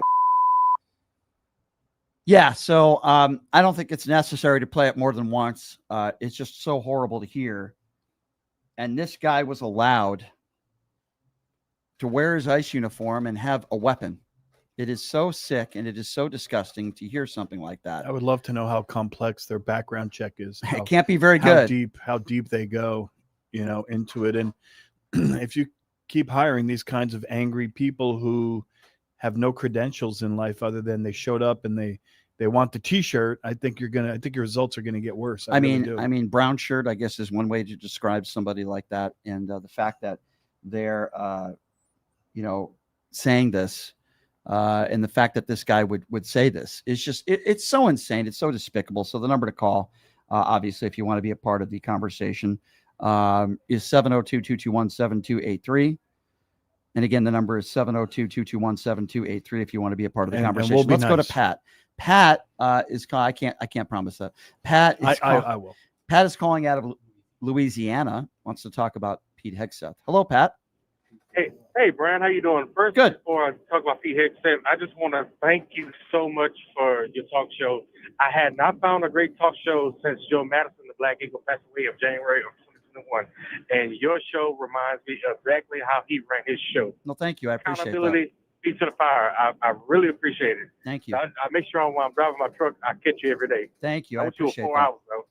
Thank you. But yeah, man, I think Pete Hegseth is full of it. They really have no reason for what they're doing, man, and they know it's a bunch of bull that they're not going to find a nuclear weapon. It's a waste of our resources. It's a waste of our time. We have much more things that we need to be concentrating on, such as this election, homelessness, healthcare, and it's I just think it's just a bunch of crap. And for them to be asking for more money, yeah, and they can't answer basic questions. 67. Think about this for a moment. $67 billion Pete Hegseth is asking for. Meanwhile, 8 million people have already lost their Medicaid coverage, and another 12 million or so are going to lose their health care coverage here in the next year or so. We can't afford to pay for people to get the proper health care that they need that are struggling, but yet we can print out $2 billion a day for this never-ending war. These MAGA Republican hypocrite morons. That's what they are. Yeah, man, and I'm with you on that, but I'm not gonna hold you, man. Just keep your foot Thank on you. them and hold them accountable, man. Thank and you, my appreciate friend. so As much. long as you I guys, hope to hear from you again. I hope. Hey, I hope. gotta get my shirt too. Yes, we're gonna. Thank you, my friend. Yeah, we're gonna have those Trump mushroom gobbler shirts out there very, very soon. Pushing limits.life. I do the show because of people like you, sir. Good, hardworking Americans, and I appreciate you. And you are welcome to call back into this show anytime. Yes. Don't be a Trump mushroom gobbler shirts. They're working on it right now as I can't wait to speak. get mine. Yes, and I've hired a bunch of new people helping me out. I have another big announcement to make on August 3rd, which will be a Monday, and I'm really excited. The team that I'm working with, I'm giddy. I'm giddy. That's how excited I am. That's your giddy look right there. It is. It is. That's giddy. It is. That's my giddy look. Hopefully, it wasn't the same I don't know look if I that have Donald a Trump giddy look. gave Stormy Daniels after 13 seconds. As we go to Chloe on the YouTube super chat. Chloe says a few months ago, one of the people whose job it is to do the background checks for ICE was arrested for solicitation. This isn't surprising. Chloe, I'm glad you brought that up. I actually forgot about that. Criminals hiring criminals. I'm glad that Chloe brought that up. I seriously forgot about that. 702-221-7283 is the number to call. Again, 702-221-SAVE if you want to be a part of the program. Trump mushroom gobblers are always welcome to call in. You're very special. Let's go to Dawn. Dawn is calling out of Illinois, wants to talk about ICE. Hey, Dawn, what's up? Hey, Brian. Hey. Hey, that guy, you were saying how he, after he said those things about wanting to, cut their throats and stuff. Yeah. Then you said, how dare he's allowed to go out there and be an ICE officer, right? I think it's just as pathetic, though, how you want to see Rob's penis. It's just as pathetic how I want to see a penis. Is that what she said? Rock. Anyway, it's amazing. So she to spent me. all that Keep her on the time. line. No, don't hang up on her. Okay, I wouldn't have hung up on her. Yeah, give her a good clip. Please Call back. What I wanted to ask her, I wouldn't have hung up on her. Well, that's okay. I don't blame Numchuck for doing that. I can't fault him for doing that. What I would have asked her is, when we're talking about innocent people that are murdered, how she could make some sort of joke. That was the question I would ask her. Like, we're talking about innocent people who have died, who have been murdered, and you make a joke about someone's genitals. That's a common trait there, Brian. That's sociopathology. Again, I would ask this person: are you a mother? Do you have children? I don't mind a penis joke now and then. Comedians do it all the time. But in the context of a comedy club, that would be one thing. We are talking about innocent people that are getting murdered on the streets. We are talking about a young man who's 26 years old. His 3-year-old daughter is in the back of that car. And somehow in your mind, you thought, let me call into Brian Shapiro's show as he's talking about fallen soldiers and innocent people who are being murdered, and let me make a penis joke. Ma'am, you are despicable, and you are what is despicable and disgusting about this country. I'm sorry, you're just very, very sad, and I can guarantee you that person who just made that phone call most likely voted for Donald Trump. There's a time and a place to make jokes, right? Not when you're talking about innocent people that are getting murdered on our streets. No compassion. I would have no asked her empathy. that because I don't think she would have been very capable of answering that question. But I would have asked her, what do you think about these innocent people that are getting murdered? Do you have any opinion at all on these innocent people that are losing their lives? She's welcome to call back, and I will happily ask her that question. But you have to be a certain type of person to make jokes about murder. No compassion. And no as empathy. I've said from the beginning, even when it comes to somebody that I despise, that I hated, and I have no problem in saying that because I did hate Charlie Kirk. Never once have I ever made a joke about Charlie Kirk being murdered. It's horrible. It's bad for the country. And I would never make a joke about murder, no matter who it is, on the right or the left. I would never make a joke about murder. It's wrong. It's terrible. And it should never happen. 702-221-7283, 702-221-SAVE. Ramona is calling, I believe, out of Indiana, wants to talk about the troops. Hello, Ramona. Hi. Hi. What's up, Ramona? I was calling about, our deceased military people. Yes, ma'am. Who has been there? Do you know who has been there for the dignified transfer? Because I haven't heard. What do you mean? Donald Trump was there. Pete Hegseth was Yeah. there. Trump, Hegseth, and a few others is my understanding. Yeah. Oh, they were there? Oh, They were okay. there. He did not wear a hat, and he saluted. Oh, yeah. He wore his hat. Yeah, that's right. Yeah. Mhm. Okay. Yeah. Well, today he Yeah, didn't. But he didn't. Okay. No, he did not. Well, I can't imagine what these families and the pain that they are going through, and the fact that Donald Trump is putting words in these deceased soldiers' mouths. I find that pretty reprehensible. I know what these. I know. I mean, my son was in Iraq. He was in the Iraq War, and thank goodness, he was able to come home. So I know what it's like to have somebody, in a combat zone, but to have them come home like that, I just can't imagine, what they're going through. Yeah, they sacrificed for a war that, in my opinion, is going nowhere. Yep. And probably in their Mhm. opinion too. I assume the military people, most of them feel the same way. The war is going nowhere. There's no objectives. We don't know what. And Trump says the Strait of Hormuz is open. It's not. Yep. The Strait of Hormuz is not open. Iran has more power now than they had before this war started. I think that's very They clear. just closed it. The Houthis just closed the second strait. I don't know what we've accomplished there. I know that some military compounds have been bombed, but what have we accomplished? I just don't understand. Yeah, well, and Hex says saying, that the military, they had no military capabilities. Well, they're still shooting at us. Yeah. So I hear you, that's Ramona. a lie, plain lie right there. Ramona, it's a string of lies every single day with this administration, my dear. I do appreciate. Tell your son we said thank you for his service. Yeah. Ramona, thank you so much for the call. Usually I don't entertain clowns in the YouTube super chat, but in this situation, I think I'm going to make an exception. So there's a guy named Brand Shap, which is interesting, who says, Brian called Charlie a POS. Also, he stole my $10. Well, first of all, Brand, I didn't steal any of your money. You voluntarily decided to go in the YouTube super chat. So please understand what the word stealing is. How's that stealing? That's number one. Number two, yes, I have called Charlie Kirk a POS. See, you can't distinguish between the two. Example, I can dislike somebody. I can call somebody a piece of crap. I could say that I will not honor their life, but there is a difference between doing that and making a joke or mocking someone for being murdered. Now, I understand somebody like you're not smart enough to distinguish the two. So I'm going to try to explain that to you a little bit further, if I may, because I understand you're not smart enough to understand. I have never celebrated the murder of anybody. Now, if you have a child rapist and someone is behind bars and they're murdered behind bars, that might be a different circumstance. I have never and will never celebrate the life of Charlie Kirk. I will also never celebrate the death and the murder of Charlie Kirk. You said that from day one, Brian. I've said that since day one. From day one. And I know that's really hard for certain people to comprehend. So in review, to my very slow MAGA supporter who's in the YouTube super chat, who claims I stole $10 from him, can you understand and distinguish the difference? I'm not sure that you can. Maybe you can call the Treasury. You can. Yeah. Maybe you can call the Treasury and get Trump to give him that. Brand says, I thought you guys were morally better than us, though. Well, I'm morally better than you. I don't know what you mean by us.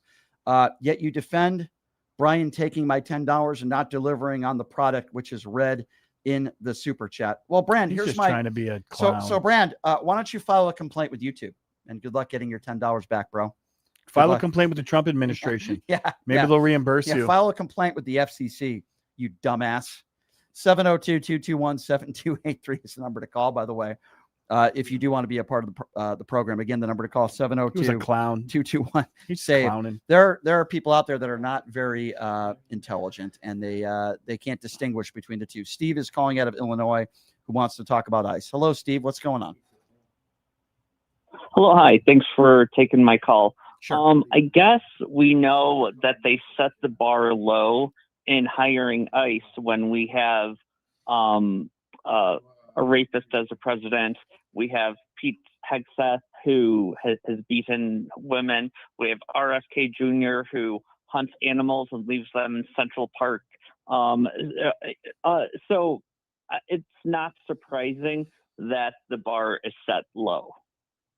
The bar is very low. You also forgot to mention RFK Jr. Pulls over to the side of the road with his kids in the car and finds dead possum on the side of the road and then cuts off their penises. He does that as Brian, well. I had a reason for doing that. Yeah, Brian. yeah.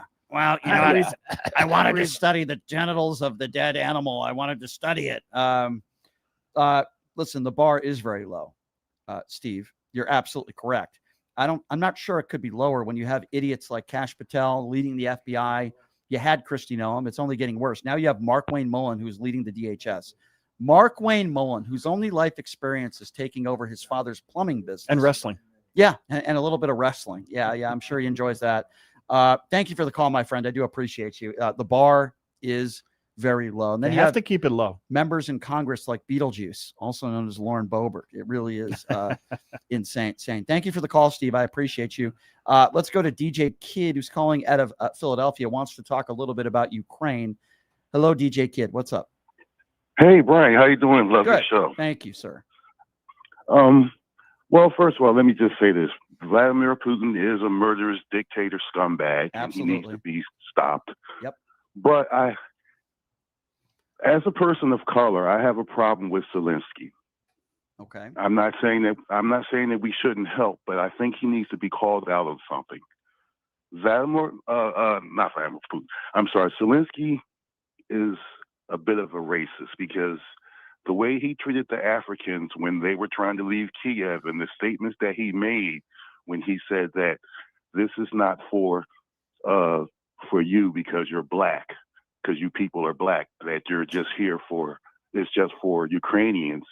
And here in Philadelphia, the Ukrainian people, the business people, they're very rude to us. And the Ukrainian people that own Ukrainian banks, they won't do business with us. And the Ukrainian property owners, they won't rent to black people because they have the ideology that we're savages and that we'll bring the property value down and things of that nature. So it's kind of hard for me to back it because those were racist statements, and they have race. And the Ukrainians, I don't know about anywhere else, but I know here in Philadelphia where I live, they're not kind to us, and they won't do business in the black community. Can we ask him what he meant? Can we ask you what Zelensky meant when he said this? What do you mean by this is not for you? He meant the train that the Africans, and it's documented all over YouTube and all over all this main TV stations. All right. Well, let me just backtrack a little bit. Let me see if we're on the same page here. You don't have to like Zelensky. That's fine. But can we agree on this? Zelensky is not an evil, murderous dictator, and he didn't cause this war. Is that fair to say? No, yes, okay, I agree good. with you. I'm not suggesting that. No. I didn't say you did. I didn't say you did. I'm just asking you just for clarification. Here's what I do know. Zelensky didn't need this. You know, he already had a decent living, right? He was doing okay. He didn't need to be in this situation. I think he's been put in an absolutely awful situation. Innocent people in this country dying every day. I thought, my personal opinion, they have fought the hell out of themselves as heroes in combating Russia, and I commend his troops, and I think they've done an unbelievable job. Can I add something real quick? Yeah, go ahead. So you're talking about the trains that were leaving. The students were there from Africa, and they were black students, and they're leaving on trains. Yes, there was some discrimination. Yes. But do you know who corrected it? Do you know who found out about it and corrected it? President Zelensky. I'm not sure. He's the one who found out about it, said that it was a mistake, and he's the one who corrected it.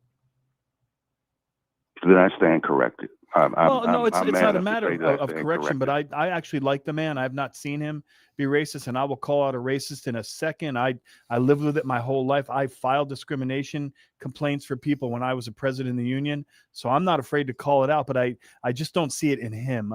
Personally. I'm going to tell you a story real quickly, sir.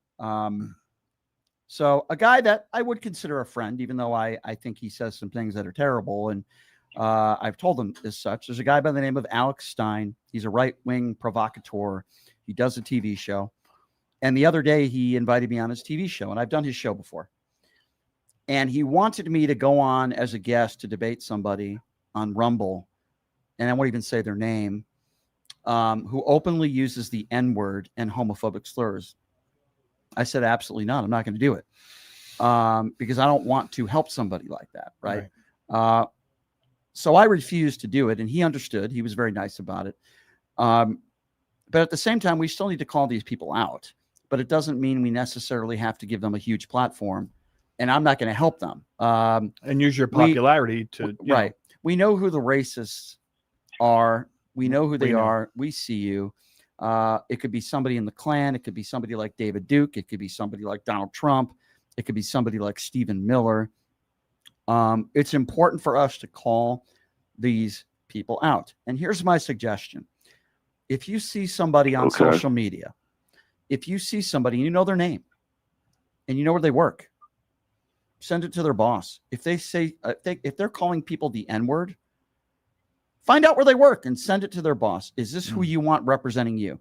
Because let me tell you something. It's one thing calling somebody an idiot or a moron, but when you start attacking somebody because of their religion or race, I can't imagine most companies you're a racist I can't imagine most companies would be okay with that. And that's what I suggest people do. Okay. If I'm wrong about Zelensky correcting it, then I stand corrected. Well, you can have I'm your man own enough to feelings admit about him. that- If he hits that- you that way, I'll then, look into that as well. But you know. I there's nothing wrong with you calling in and having a different opinion. And there's nothing wrong with all of us wanting to learn. It's just the way. Yeah.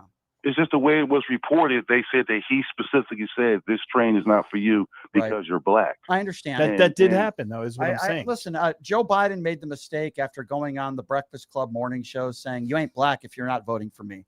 Not the worst thing in the world to say. A little borderline inappropriate. Guess what Joe Biden did the next day? He did something that Donald Trump has never done. Ready? He apologized. Okay. Nobody's perfect. We all make mistakes. We all say things that we regret. It's important to. Yeah, I'll give you an example. I do it all the time. It's what intelligent people do. I talked to Luke Beasley about it yesterday. Anyone who watches this show would probably tell you I'm not the biggest fan of Nick Shirley.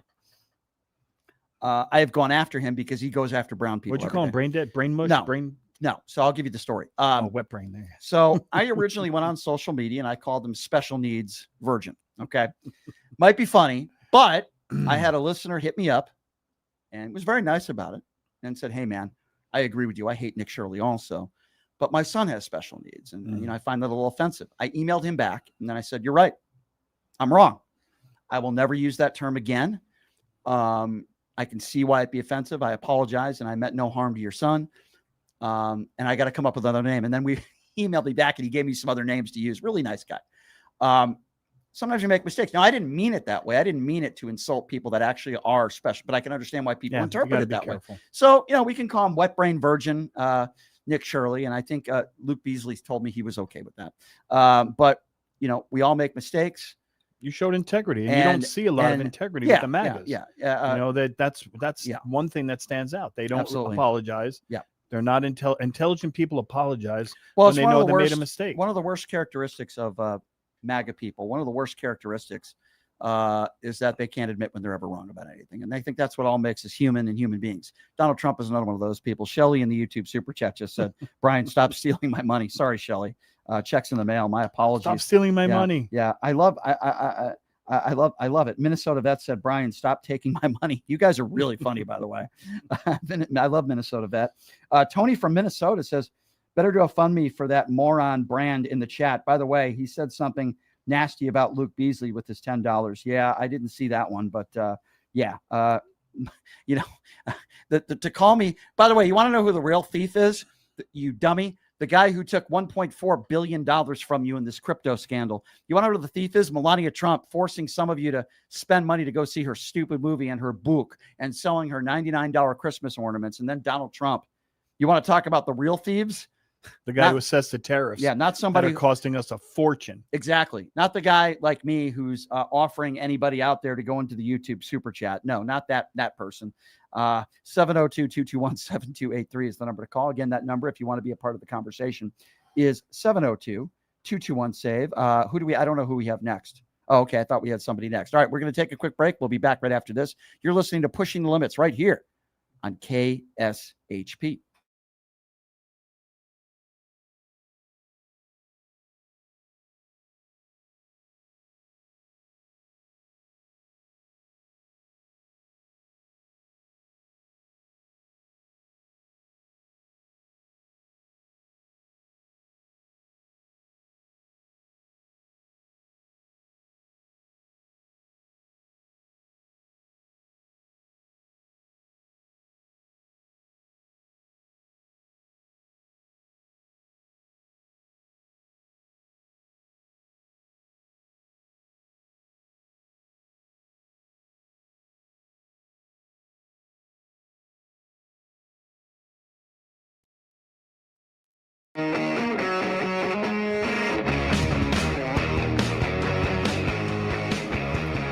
All right, welcome back.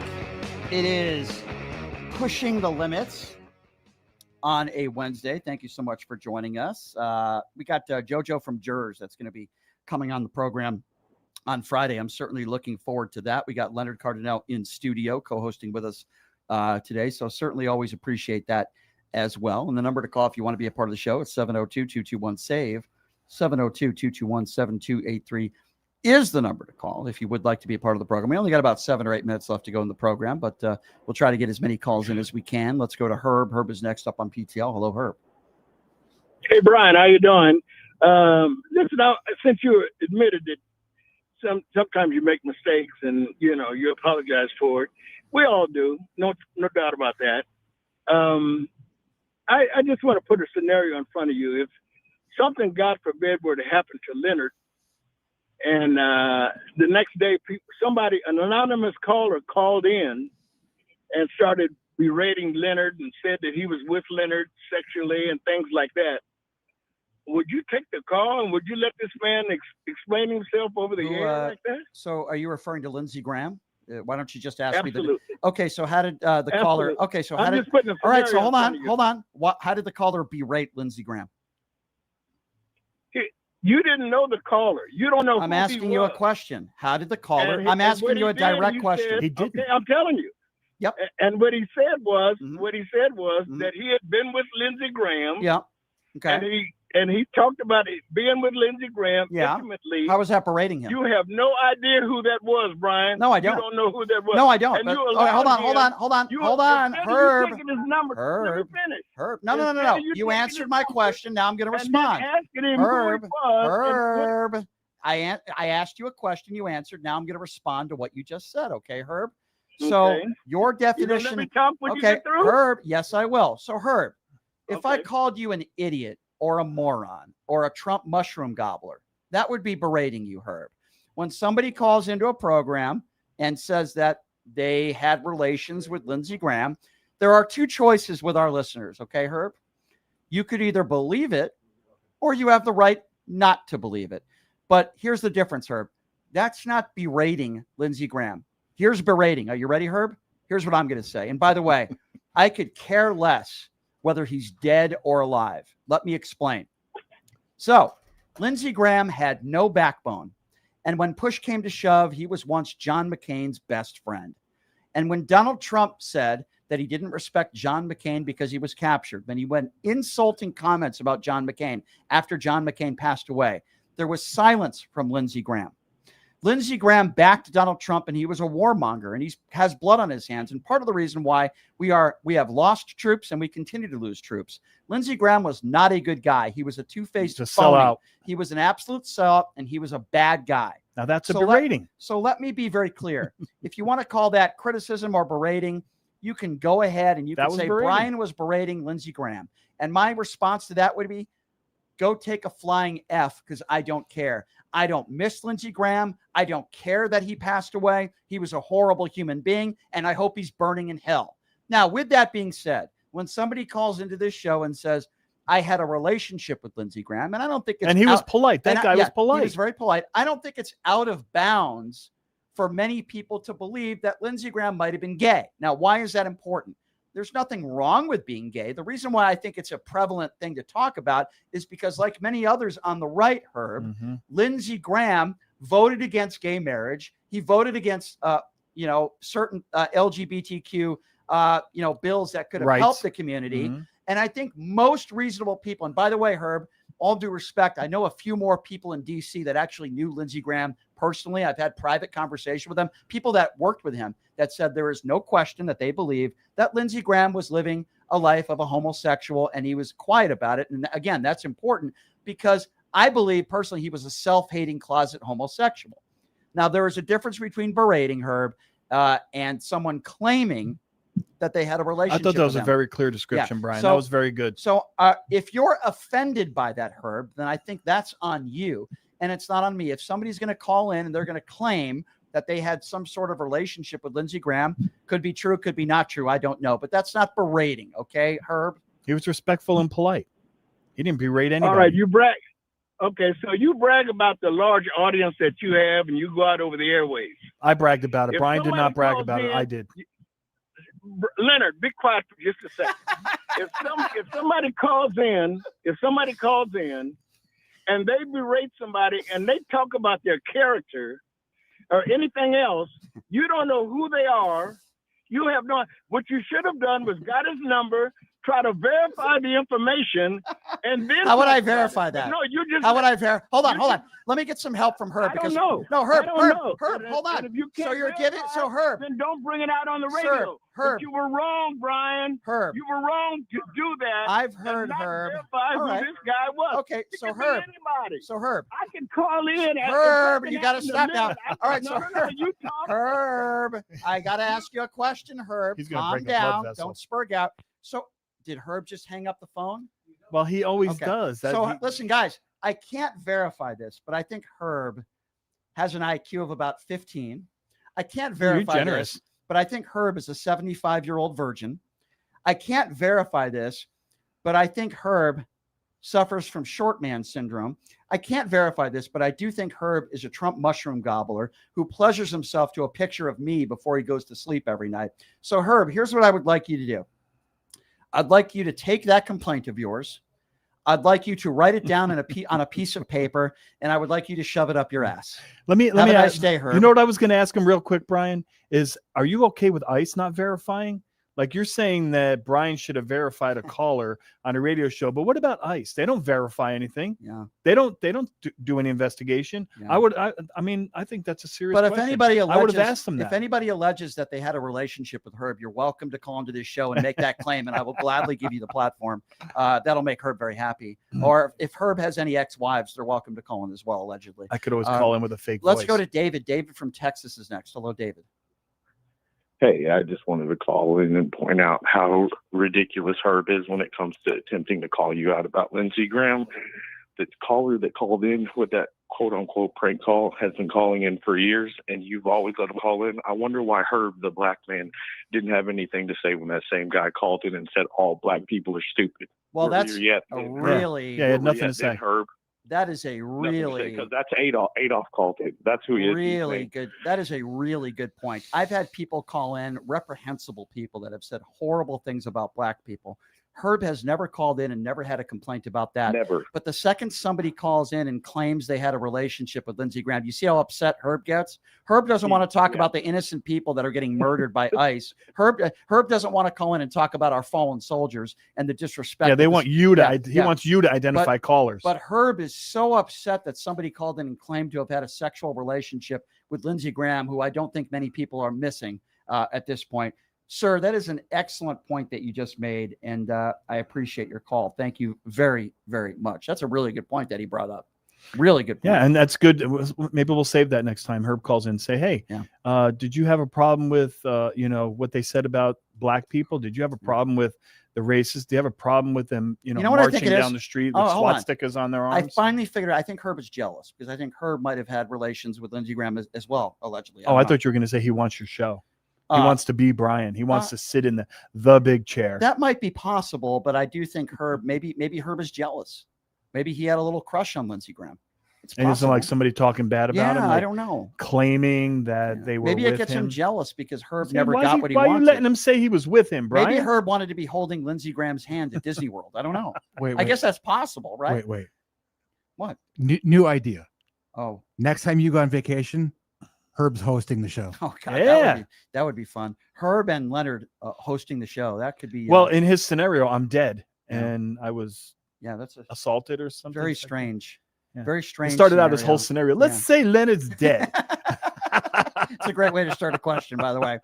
Herb, I think you're jealous, buddy, but I don't think anybody is dating Lindsey Graham, right now. So I don't know where Lindsey Graham is, but I'll be the first one to say I hope it's very warm where he is. And you can call me not compassionate, but I don't feel compassion for bad people. I said the same thing about Rush Limbaugh. I didn't like Yeah. Charlie Kirk either. Yeah. And I didn't want him to get killed. That's tragic, but I course, thought he feel was the a same way. terrible, terrible I fe- person. I feel the same way. Leonard, thank you so much for being here. Thanks for having me.